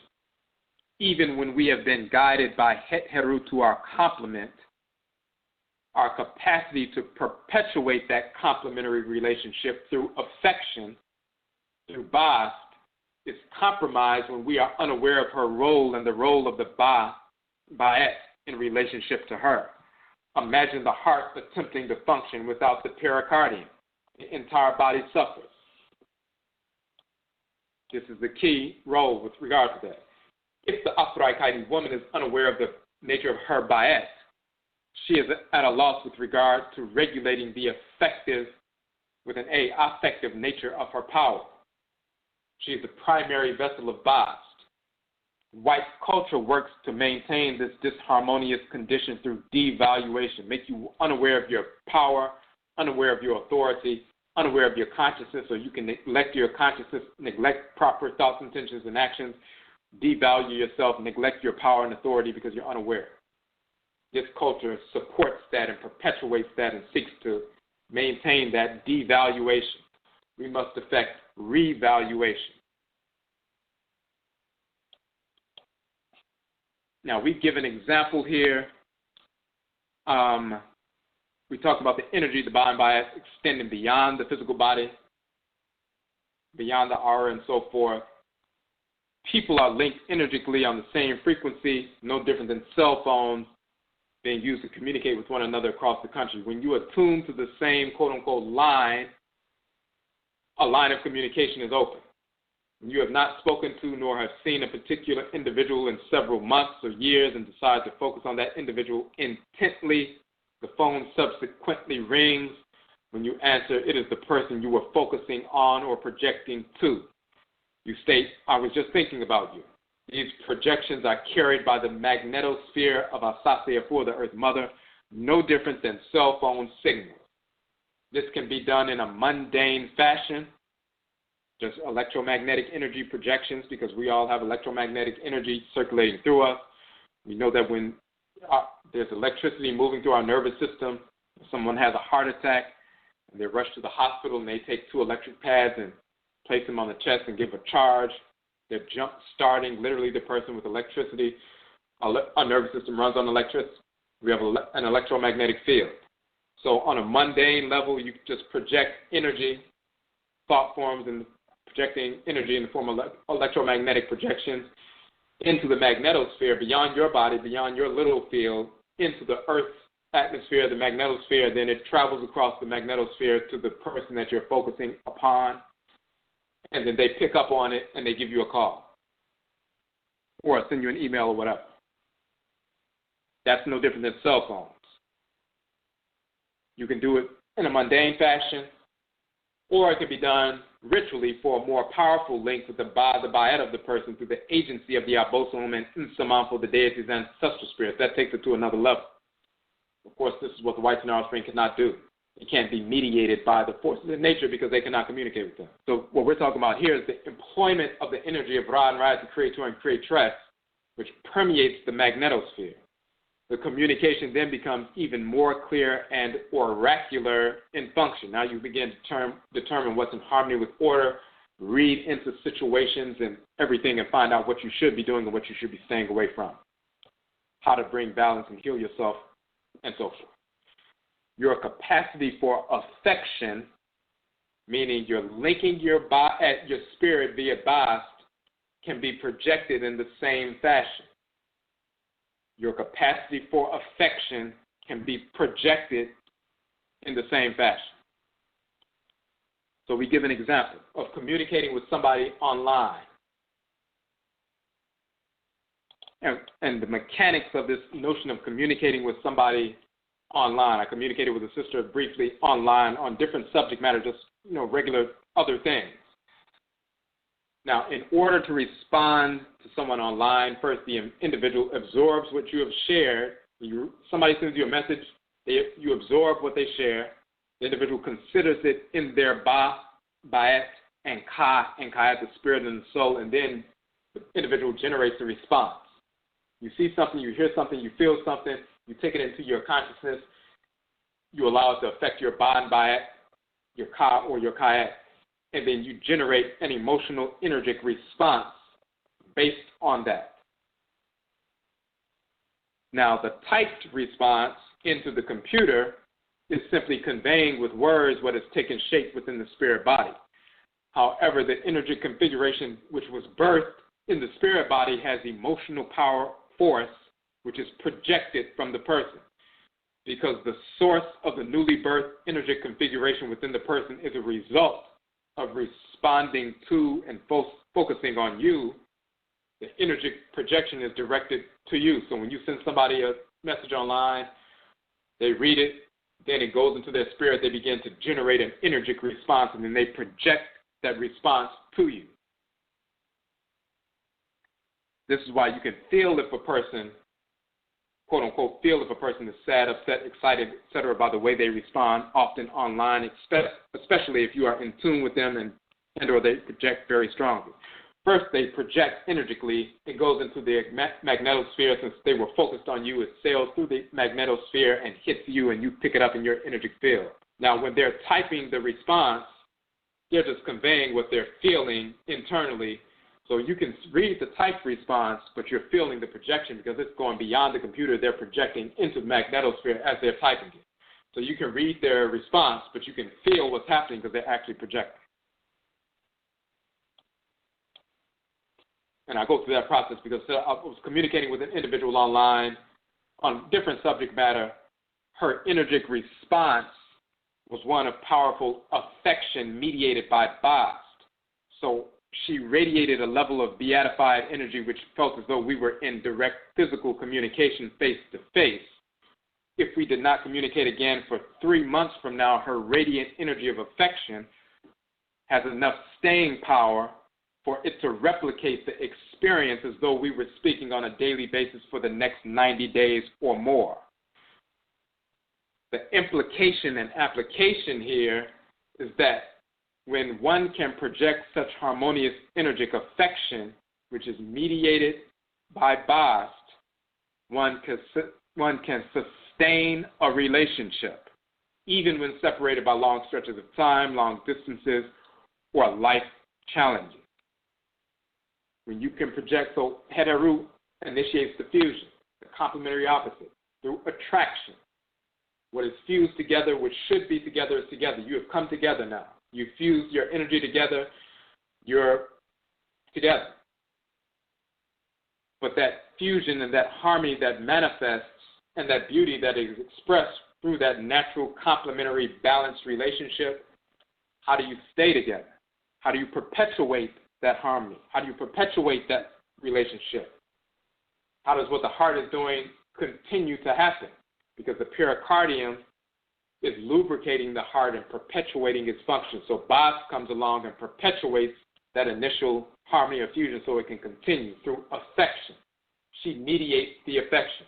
She deals with that force that perpetuates, lubricates, and continues its continuity. She governs that portion. So invoking her mediation allows us to do that.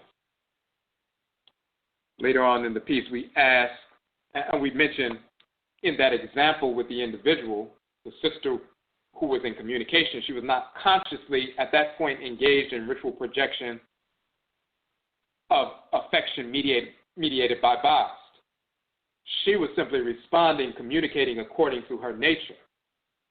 And since she's in tune spiritually, just in general, she's in alignment, so she's just being her authentic self, and she's projecting that kind of affection, which is mediated by byBast because she's in tune with that just naturally because she's not engaged in self-destructive behavior and trying to do negative things and so forth, and she's consciously aware of the fact that we have ancestresses and ancestors, and she seeks to engage in that kind of thing. So even when she's just doing things unwittingly, she's going to naturally not only draw in a natural way harmonious fusion with regard to people or ideas or thoughts or artistic things and so forth, but perpetuating that harmonious fusion through affection, just naturally responding to someone. That affection is projected, and you can feel that affection, and it's very powerful just by someone being their authentic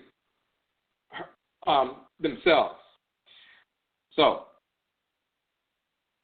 the key is the implication. You can sustain a relationship when you invoke BAS to perpetuate that harmonious fusion through affection.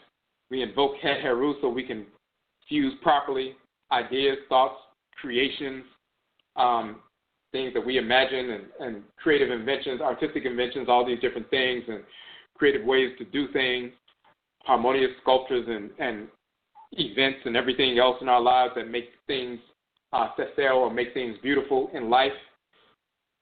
She allows us to do that and draws us to the right people and events and so forth to fuse these things together. But in order to maintain that beauty, maintain that harmony and creation in our lives, in our communities, we must invoke BAS to make sure we are mediating that affection. If we get off track and things become disharmonious, we invoke BAS to see how can we restore that affection so we can perpetuate the harmony that was established and initiated by Het Heru. Okay, so, and then we have a question later in the article asking if people feel they have that capacity. You have that capacity. It is written into your by'at. Just by virtue of the fact that you have a ba or by'at, you have the capacity to link your little pocket of energy to the energy of the Obosom that govern you, Obosom that govern your patriclan and matriclan, your ancestresses and ancestors. You have that capacity. And you also have that capacity to link that energy, your by'at, to that of Bast, so that you can invoke her now, create a bridge of energy to her so she can travel across that bridge and communicate directly with you and show you where you're making mistakes, how you've fallen out of alignment, and how to get back in harmony with that perpetuity of affection that she mediates. And this is where we get into the revaluation process. We said the whites and offspring seek to devalue us through artificial devaluation. When you invoke Bast, you can perpetuate the harmony that you attune with through Het Heru. Then you can gain that revaluation processes through ritual practice. Engaging your sunsum, your spirit body, with your kra, aligning with your divine function, stimulating the energy of the ba or the baya within you so you can connect with the energic projections of the forces in nature and recalibrate your energy in a harmonious way. And when it has to do with relationships and perpetuating harmony, you're invoking Bast by name at your shrine. We talk about Susuho meditation and so forth a little bit at the end there as well. So that's that particular piece. And then one final piece we want to deal with, part 4. And part 3 is also contained within part 4 to a certain extent, so we can kind of connect both of them. But that final piece, part 4, also on the ODWIRA WordPress site, is the divination of affection. We talked about affection and its roots, and its Bast, mediating affection, the perpetuation of the harmony, first initiated through attraction of Het Heru. Now we're talking about the divination of affection. We scroll down a little bit. We quoted from some excerpts from parts 1 and 2 and so forth. Now, we said in the other article, we said Het Heru and Bast, attraction and affection, initiation and perpetuation of a complementary relationship on the cool, energic, magnetic side is foundational to balance. Attraction and affection, initiation and perpetuation. That's how you maintain balance. The divine balance of Ma and Maat. Now, the fanning of the flames of the Ba The by'et, the spirit. Remember, the spirit is that divine light force energy, that fiery energy, shown the burning bowl of incense, that fire, and then the bird with the wings, that's an animate fire within you. When you fan the flames of a fire, you make the fire bigger, more powerful, and intense, and you can utilize it for more, activities. When you fan the flames of the fire of Ba and by'et, your Ba or your by'et, the divine living energy within you, increasing the fire within us can manifest as harmonious aggression, which is the precursor to righteous warfare, divine killing, waging war against the enemy, eradicating them, exterminating them. So fire can be used for harmonious aggression. It can also be the fanning the flames of the Ba and by'et can manifest as harmonious arousal. When manifest as harmonious arousal, the flames of the Ba, the by'et, the spirit within us, provoke the energy of Het Heru for fusion with our complement, and the fanning of the flames of the Ba and by'et also provoke the energy of Bast to dispense affection for the perpetuation of that initiatory fusion. So as soon as you begin to fan the flames of the Ba and by'et, you're dealing with the divinity. You're dealing with a portion of Ra and Ra'at within you. As soon as you begin to fan those flames of the Ba and by'et and generate that intense fire within you and expand it, it can be used for harmonious aggression to wage war against the enemy, protect yourself, defend yourself in family and community, Oman, nation. Or it can also manifest as harmonious arousal, firing you up, and you begin to, through harmonious arousal, when it's for that purpose, then the energy of the Ba and by'et automatically provokes the energy of Het Heru for fusion with our complement. And it automatically provokes the energy of Bast to perpetuate that fusion through affection. That initiatory fusion is perpetuated. Now, sometimes arousal is not harmonious. You can't always associate arousal with divinity. Sometimes people are lusting after things and they're trying to pretend like it's divine order and everything else, and it's not. Harmonious arousal, we're talking about harmonious arousal, not just arousal. Harmonious arousal is predicated upon the individual following the direction of his or her Ka or Kayat, the soul, the deity dwelling in the head region, the Okra, the order Inu. Inscribed within your Ka, Kayat, your spirit's brain, your personal head divinity, is the divine function you were fashioned to and sent into the world to execute. And as we said earlier, it comes from the Supreme Being. What kind of cell within the great divine body are you to be? Are you going to be an immune system cell? Then you'll be naturally inclined towards defensive functions, military functions, policing functions, and so forth to defend your mind. If you're a skeletal system cell within the great divine body, you'll be naturally inclined towards engineering and building and structures and architecture and stuff like that. If you're part of the excretory system within the great divine body, you'll be naturally inclined towards healing and so forth, the healing arts and so forth. What kind of cell within the great divine body are you? That's written into your Ka, your Kayat, your soul, your divine consciousness. By Nyamewa, Nyameo, Aminet, Amen, pre-incarnation, then you're sent into the world. It's inscribed within the Ka, the Kayat. That deity is attached to your spiritual head.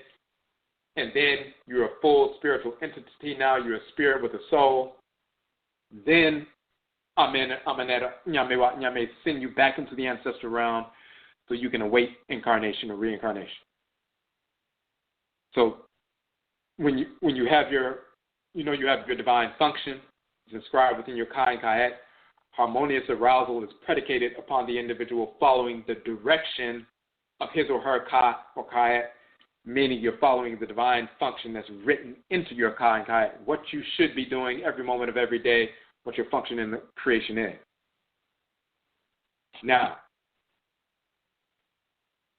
our functions are interdependent upon one another.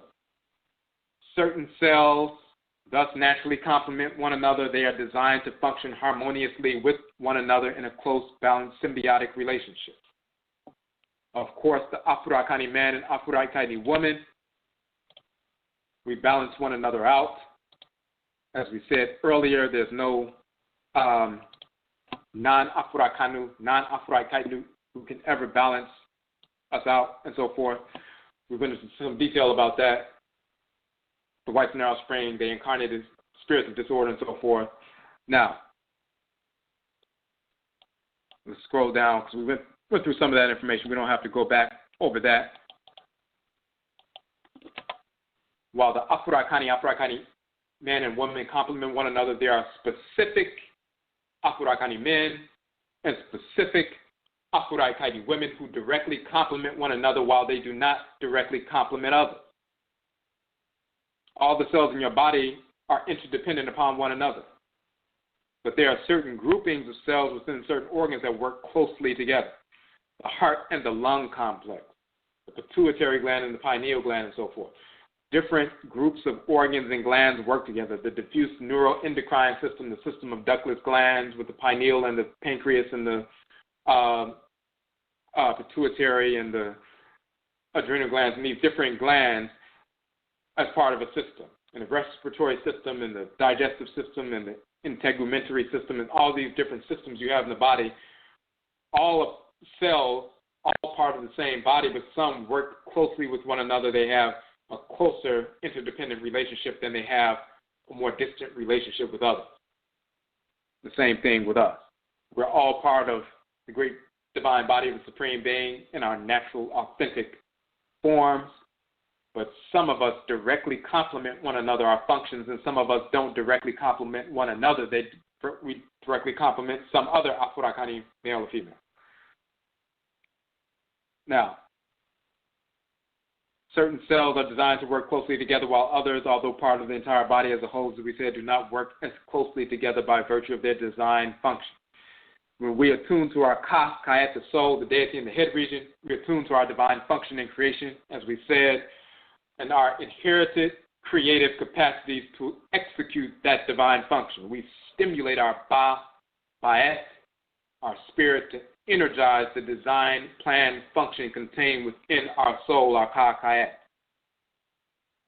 So once you have the blueprint, like it's laid out in the brain, the blueprint of everything that should happen, but now you need energized, life force infused blood to circulate throughout the body and carry nutrients throughout the body and carry them to the various cells and so forth, so that you have the vitality to execute the blueprint that's laid out in the brain. The Ka is the spirit's brain, the deity in the head region has your function to execute, but you need that divine firepower, that animate fire, the Ba, the divine birds flying throughout your system, so you can direct it, so you can operate and energize the divine plan that's within your spirit's brain.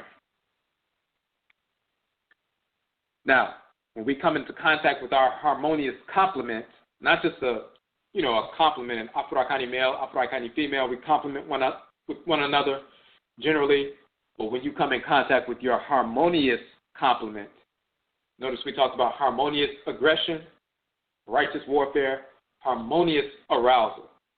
Not just, lust, but harmonious arousal coming from your harmonious complement, because that's the individual who has a function that's in alignment with your divine function, that closely intertwined, and therefore this particular individual is your harmonious complement, not just a quote-unquote complement.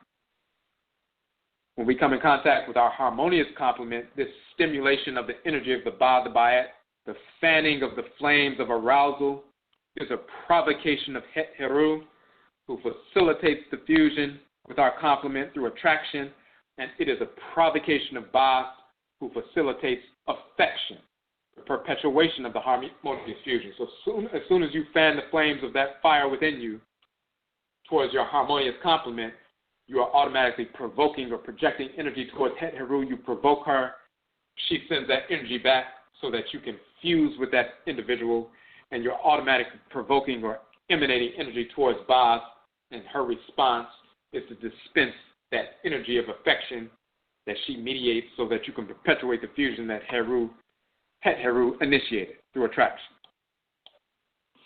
And of course, all of this are in these documents, so of course you don't have to remember all these things in detail. It's laid out in the documents, so you can study it afterwards, and you'll just have a better understanding and more clarity as you reread these documents and study this information. But the key is to engage the ritual practice, because then you live these principles and you don't have to only remember things, you experience them. That's the real knowledge.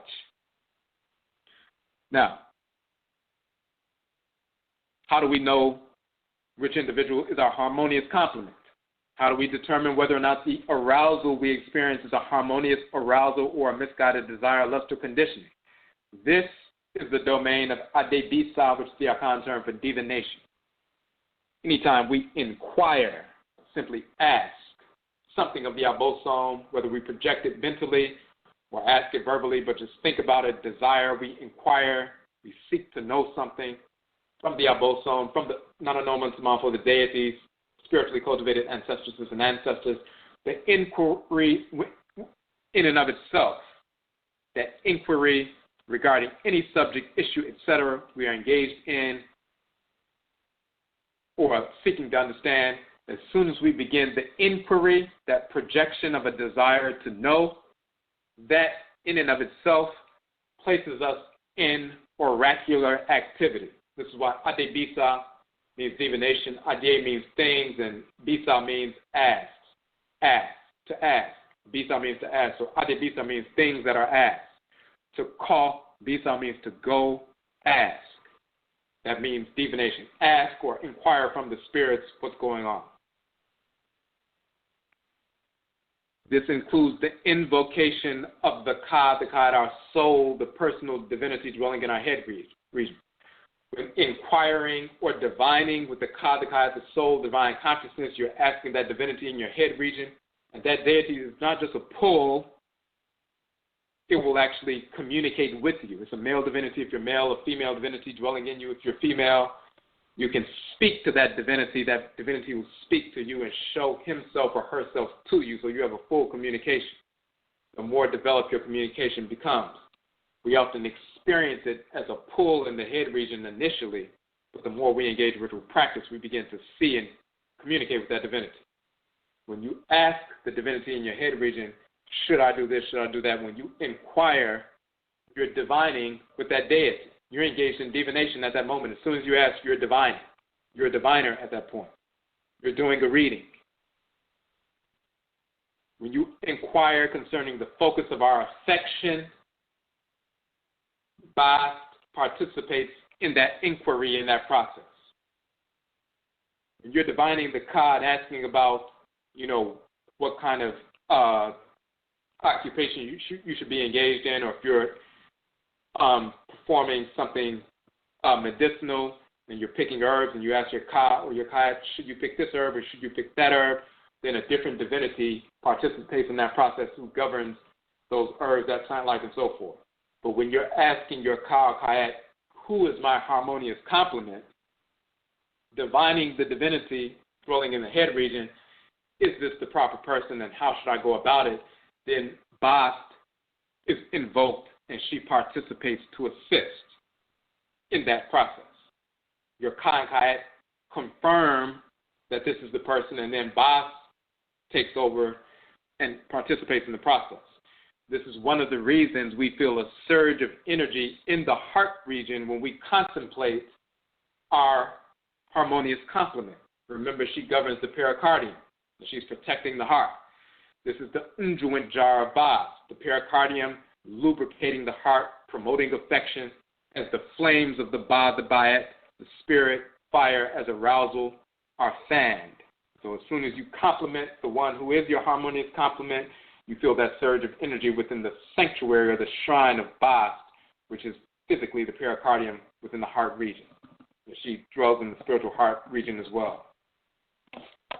This is why we see the individual in the image. We had an image in this article kneeling before the shrine of Bast, a huge cat, many times larger than the individual. He's kneeling before that shrine, giving ritual offerings, provoking the energy of that divinity so she can regulate and mediate affection.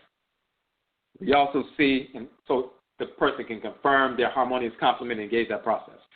We also see that within the votive sculptures of Bast, sometimes the mummified body shrine of a cat was placed within those sculptures. So many of those cat sculptures you see in ancient Kemet, when they do x-rays, you'll see that there's a mummified body of a cat inside of those sculptures. that mummified body becomes a shrine of Bast, because the cat itself is an Achinebois sacred animal totem of Bast. So they put that shrine of Bast, it becomes a resonant center wherein the energy of Bast is magnified to a great degree via ritual. The individual is thus enabled through this magnification of energy to hear, feel, see, and be guided by Bast more clearly and effectively. In the hoodoo tradition, which is Akan tradition in North America, Juju, Voodoo, Wanga, Ngengan, and other traditions in North America, this practice of drying out, quote-unquote, mummification, the bodies of animals and insects, whether they are crickets or bees or moths or dragonflies or snakes or frogs and so forth. In the hoodoo tradition, we're drying out the bodies of the animals and insects, Achinebois, the animal totems, and we're animal totems for these deities. These dried out bodies are used as shrines for these for the divinity and the ancestresses and ancestors who carry those animal totems. So just like we mummify bodies in hoodoo and juju and voodoo and in North America, we just dry the bodies of those animals and insects out, as well as plant life and so forth, and utilize those as centers of resonance, because they were living shrines for specific divinities of animal totems in the past. We use them as permanent shrines as well. Now, before we go forward, we only have a few minutes left, and we're just about done. But if we go a couple of minutes over, if you want to listen beyond 11 o'clock, you must call in and get on the phone line. At 11 o'clock, online, the broadcast will shut off. But if you're on the phone, you'll be able to continue to hear on the phone. So the phone number is 646-787-8155, 646-787-8155. You have about 2 minutes to call in and get on the phone line. Once again, if you're not on the phone line within the next 2 minutes, the broadcast will cut off. If you're not able to stay on for the next few minutes to hear the last portion of this, yet I say we thank you for tuning in. A couple of announcements. Look on the website. We have 3 spaces left for our Happy Merit Hibernation Training, Cultural, and Ritual Retreat, which is taking place in February on the Gullah Islands, Edisto Island in South Carolina. That weekend, the February 16th weekend, which is the so-called President's Day weekend, we're going to have that training, cultural, and ritual retreat. We'll have the Oberima Afurakani manhood sessions based on our book. I'll be conducting those with the brothers. Dr. Iya Ajwa, she'll be conducting the Obosom Afuraitkaitnit womanhood sessions with the sisters based on our book, Obosom Afuraitkaitnit womanhood. We're also going to have joint sessions for Patasas Tim, ritual, vegan food, and so forth. Because of a few cancellations, a few people had to cancel at the last minute because we had closed registration. We have 4 spaces that became available. 1 of them were taken yesterday, so now we have 3 spaces left, and then registration will be closed. So they are first come, first served. If you would like to attend the retreat, it's a couple of days in the Gullah Islands where our ancestresses and ancestors maintain their ancestral culture. We'll have sessions in the morning and afternoon, and then in the later part of the afternoon and evening, that's people have free time. They can tour the island, do whatever they want. It's a vacation as well as a training retreat, so we don't keep people like on a field trip. Once we go through our sessions and get the work done, and the ritual work done and so forth, then you can do, you can explore and do whatever you would like to do, plan the rest of your time. So this is our first retreat. It's going to be good information. If you would like to attend, 3 spaces left, so ASAP, go to the Happy Merit page on the website now and reserve your space. And contact us if you have any questions on Facebook or our regular email and so forth. Okay, so for the final piece of this, we talked about divination and so forth. Anytime that you're engaged in inquiry, you are divining. It is incumbent upon us to communicate with our own Ka'et. That's our responsibility. From the time we're children, at a certain age, we begin that process so we can listen to the deity that governs us. That is our obligation as adults, and to communicate with our own ancestresses and ancestors. We don't depend on others. When we're children, our parents communicate with the ancestresses and ancestors for us at the shrines, and we participate. As we get older, we take on more responsibility. By the time we move out the house, we set up our own ancestral shrine and communicate, but even when we're still in the house, we communicate and lead ceremonies as well, and so forth. Our parents communicate with the Obosom and invoke them for us until we start moving through puberty and so forth, and we have the infrastructure physiologically to bring an ancestor or ancestors back into the world. Now we also have the responsibility to begin to develop that capacity to invoke the Obosom ourselves, evoke the ancestresses and ancestors ourselves, and so forth. So we have that responsibility.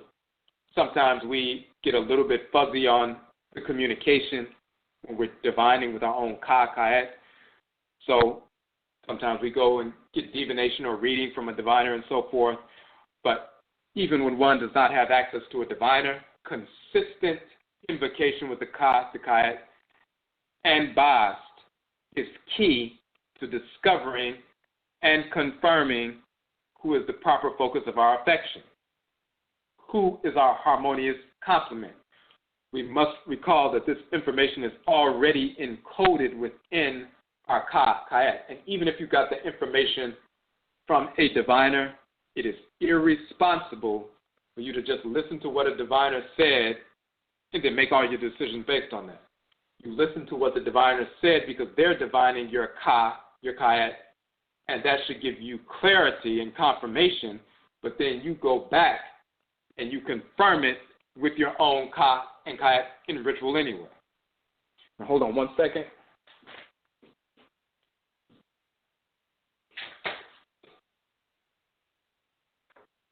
Even when you do seek out the services of a diviner, divination, of reading, and so forth, you still must come back to your own shrines, deal with your own Ka and Ka'et, and invoke Bast as well.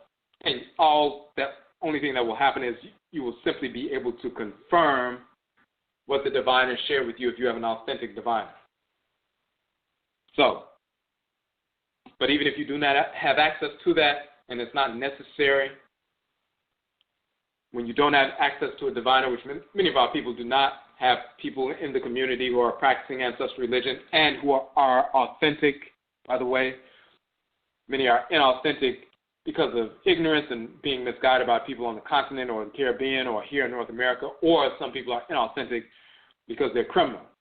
But either way, many of our people, most of our people don't have access to somebody right in their community or close by who's engaged in divination and doing readings in an authentic fashion, especially from the context of our ancestral religious practices preserved in our blood circles here, like the Hoodoo tradition, Juju, Vodou, Wanga, Grigri, and so forth, which is key for us to engage in, our unique expression of ancestral religion. So we don't have access, but that's all right because consistent invocation of the Ka and Ka'et and Bast is key to discovering and confirming, whether you have a diviner or not, who is the proper focus of our affection, who is our harmonious complement, because it's encoded within your Ka'et, even before you enter into the world. And it's our obligation to invoke our Ka and Ka'et on a regular basis. Moreover, there is no rush. As we make such inquiries, the Obosom and Nananom Nsamanfo deities and ancestral spirits will give us confirmation after confirmation after confirmation throughout the course of everyday life of the spiritual messages provided via ritual. They will continue to give us confirmations until we are certain of the nature of the affection we are experiencing. You don't have to get one sign, and if you don't see the sign, then you're like, well, maybe I need to do it anyway. You can get a confirmation. You may wait another few days or weeks, get another confirmation, a month, get another confirmation. They will continue sending you confirmations until you're absolutely sure that this person is the harmonious complement. If you're not sure, there's no rush. You're not in a race. You can relax. Maybe you need to focus on other aspects of your spiritual development, and sometimes you're not getting confirmation so speedily because the Nsamanfo and the Obosom want you to listen to your own Kra, your Krawa, and you need to be focused on certain self-development, cultivation, spiritual cultivation practices, and then you can, align with the complement in a measured fashion. So sometimes confirmations come quickly, sometimes they come very slowly, sometimes there's a interplay between the two. But they will consistently give you confirmations until you are absolutely certain. And there is no rush. Now, divination and time, birth, receptivity, and receptivity facilitates confidence in this bequeathed knowledge. Divination and time. Time, the term bede in Akana means time. Bede also means place or space. Bede also means way or manner.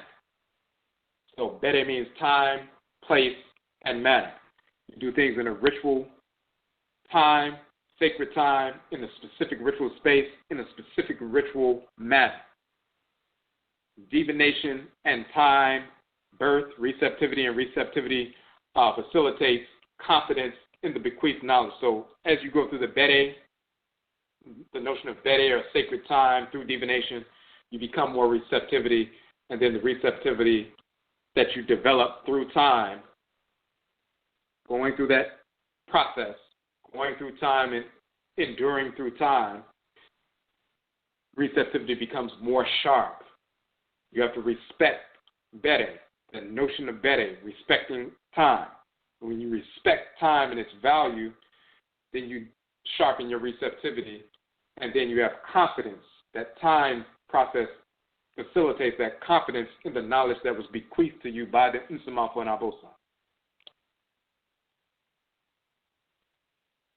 And we also say it's our responsibility as adults, to consistently invoke our Ka and Kayat for direction on all aspects of our lives, as well, including, of course, our harmonious complement. That consistent invocation includes who should be the focus of our affection, which ultimately leads to harmonious marriage. When we take this divinatory process seriously, as an Afurakani, Afuraitkaitnit, Almighty nation, we greatly diminish misguided emotionalism, disharmonious coupling. When we respect the nature of bede, time, bede, place or space, a sacred space, and bede, a way or manner. When we respect that and the divinatory process governed by bede, time, in a specific way and space and manner, and then we can endure through bede, through time, and become more receptive and sharp and make good decisions and attuned to what our Ka and Kaida are saying and what Bast is saying and so forth.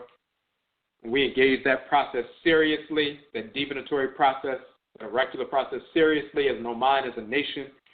We greatly diminish misguided emotionalism, disharmonious coupling, failed relationships, out-of-wedlock births, sexually transmitted infections, broken families, and overall societal fracturing. It is within our capacity and a key component of our obligation regarding our ancestral and nation-building restoration to reestablish our ancestrally grounded approach to connecting with our harmonious complement. This is the divination of affection mediated by Bast. So all of that information is there. We did a separate short little article touching on the fact that Bast is also called Nesert or Nebet, Nesert, the Lady of Flame, and so forth. And she's called the Lady of Flame. We talked about the Ba, divine living energy that animated fire. And because she mediates affection, of course, this is where this whole notion of twin flame comes from. It's a corruption of a function of Bast, who mediates affection. And she's called Nebet, Neseret, the Lady of the Divine Flame, and so forth. So we did a short piece like that regarding that on Facebook. You can see that. And we just mentioned that and showed the Medusa with the hieroglyphs for that. We also did a part 3 for this Bast series. We were talking about the shift between Bast going from the lioness, from the cat divinity to the lioness, going from the nurturing, rejuvenating spirit, mothering spirit, and so forth, to the lioness who wages war and fights and protects and defends in her connection with Wachet.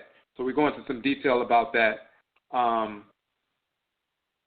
And we mentioned there, the Afuraitkaitnit, or African woman, will at times step outside of the role of Bast. Sometimes you see Bast with the head of a cat or in the form of a cat.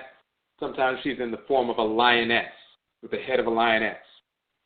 The Afuraitkaitnit woman will at times step outside of the role of Bast, manifest as a cat, and shift into the role of Bast, role of Bast, manifest as the lioness.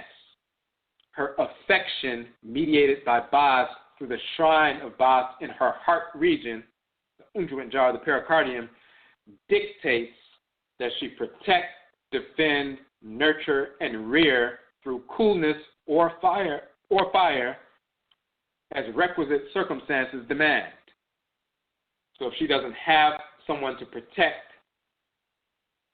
so she can be cool and nurturing with the children, then she has to generate the fire to protect. She has to go from the cat to the lioness. The mediation of affection that she has for her children and family and so forth through the shrine of Bast in her heart region, it dictates that she protect. That affection that you have dictates that you protect the object of the affection. You have to protect, defend, and nurture and rear. You have to do it through coolness or fire, depending on the circumstance.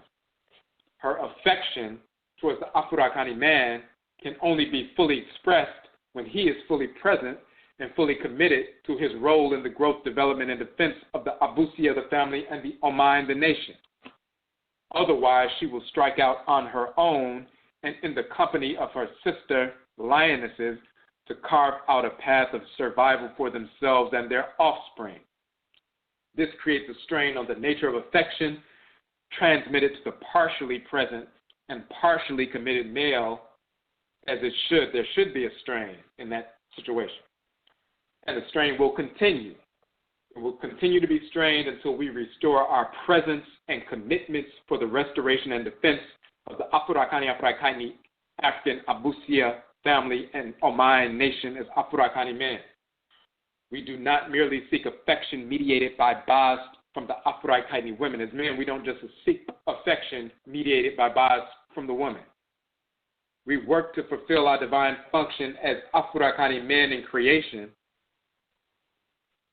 First and foremost, the provision of divine affection mediated by Bast naturally proceeds from this realignment with order, because by realigning with order, we realign with the embodiments of divine order, the Obosom, the deities, including Bast, and her vessels in the population, the Afuraitkaitnit woman, meaning that if you're an Afurakani man, and you're not cultivating yourself, you're not executing your function, you're not seeking to make sure that you empower yourself, empower your family, empower the community, empower the minds of your children, keep them on the right track so they're engaged in thoughts, intentions, and actions and behaviors that are in harmony with order. If you're partially present, not seeking to be present in their lives and so forth, and only part-time seeking to be present, you're not necessarily concerned about the direction that their mind, their Adwini is taking, then the Afuraitkaitnit woman experiences imbalance. And when she experiences imbalance, she's going to generate the requisite fire. She's going to shift from cat to lioness to protect and defend and nurture and rear according to the nature of the circumstances. That imbalance is going to be a strain, and it needs to be a strain, and it will continue to be strained until we get on track and do what we need to do as Afurakani men. This is why it says we say we don't just invoke Bast for affection from the woman.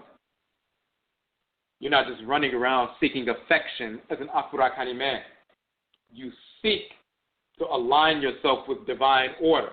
And when you align yourself with divine order, then the provision of divine affection that comes from Bast will naturally proceed from her, because you're seeking divine order in every thought, intention, and action. Then you're invoking her as well and you get the proper dispensation and provision of divine affection that she mediates when you're in alignment with your function. If you're not in alignment with your function, you're just seeking some affection, she's not providing anything. You're just lusting at this point. She has nothing to do with that. She's going to provide and dispense that energy of divine affection that she mediates when you are aligning with her and your Ka and Kaya in general. And therefore, when you're aligning with her, you're also aligning with her daughters, her vessels in the population, which is the Afuraitkaitnit woman. So that's key, and that's the basis of that part 3, Bast, from cat to lioness, nurturer to warrioress. That's what we're talking about in part 3. That's a shorter piece, but it, of course, is very important. And we talk about her connection to Wachet in that process as well. All right, so it's 11:16. We're going to end the broadcast here. If you have any questions about the information, of course, you can send us an email on our website. You can send us an email via Facebook as well. Kwesi Akan on Facebook, Ojirafo Akan on Facebook, Ojirafo on Instagram, Ojirafo on Twitter, Ojirafo on YouTube and so forth. You can connect with us there. And also, we also want to mention we have our Amarukapo Adebisa Ajumadi. We're working on our film. We had a couple of setbacks with regard to production, but this kind of information will be in the documentary on African American ancestral divination, Amarukapo Adebisa Ajumadi. You can see the trailer for the film. All it will take us is about 30 days to complete the production process so we can get into the post-production. We're at about 45% of our funding goal. We started actually back in January, so it's been 11 months, almost 11 months. Initially, we had actually the funds that we were going to need because we were going to get that back from a tax refund, and then because of an offset over $4,000, we lost in a tax offset for the IRS, which was the first time we ever had an offset like that. But they recouped the funds through the refund process, so we had to start all over and start generating those funds all over again. So we would have had the funds by now. We would have been done. But we're only 45% of the way with the funding goal. When you go to our fundraiser piece on the website, you can look at the trailer. You can make a contribution. If you'd like to receive some books in return for your contribution, of course, just let us know. Yet I say to the individuals who have contributed already, we have thousands of people on Facebook, 5,000 friends on Facebook, and over 4,000 subscribers on our YouTube channel, 300 and some subscribers on our Blog Talk Radio channel. We have like 900 people on Instagram. So far, we've had 90 individuals who've contributed, and many of them have contributed twice over the past 11 months to our fundraiser. We definitely know that out of the thousands of people, we have about 4,000 downloads of our books on a monthly basis, not to mention the 100-plus articles that we have and the various videos that we have. So out of the thousands of people, we know that we have more than the 90 people who we appreciate because they've even given 2. Sometimes people have given 2 and 3 times over the past year. So we don't want just the 90 people to have to be the only ones who contribute 2 and 3 times to get us to our goal. 90 people got us to the 45% goal, 45% of the goal. We have thousands of people read our free books. They communicate with us and let us know how the books have transformed their lives and their diets and their interaction with their children and changed the minds of their children and their behavior and so forth. We asked the community, the Oman, to contribute. We could raise the other funds in one day with just a couple of hundred people who listen to our broadcast, who take 2 or 3 minutes to go to the site. So you go to the fundraiser.com/Amarukapo Adebisa. The link is on our website, on our publications page, and other pages on the website. It's on our on our Facebook page. You can make a contribution. Any contribution amount is acceptable and welcome. And this film will go through all of this information. We're talking about the divinatory practices we maintained in our blood circles in North America, which empowered and guided us to wage war and force the end of enslavement. We're talking about hoodoo, which is Akan, juju, which is Yoruba, wanga, which is Ovambo, gullah, Ngengai, which is Fang, and so forth, voodoo, which is Fawn and Ebe. We're having the healers, the sisters, as well as myself, 5 of us. We'll be talking about our divination systems as well as true story, culture, ritual practice, and so forth. This is what the documentary is about. Community funded, no outside funding, and so forth. It comes directly from the people who respect the work that we do and the free books and everything that we put out and conferences and so forth. So go to that page now before you forget, the fundraiser.com/Amarukafo Adebisa. Support our effort, and we can get this film completed within 30 days. We just need the support of the Oman of the community. So, again, Yedase, we thank you for tuning in to this broadcast, and Yebesha Bio, we will meet again. That's up.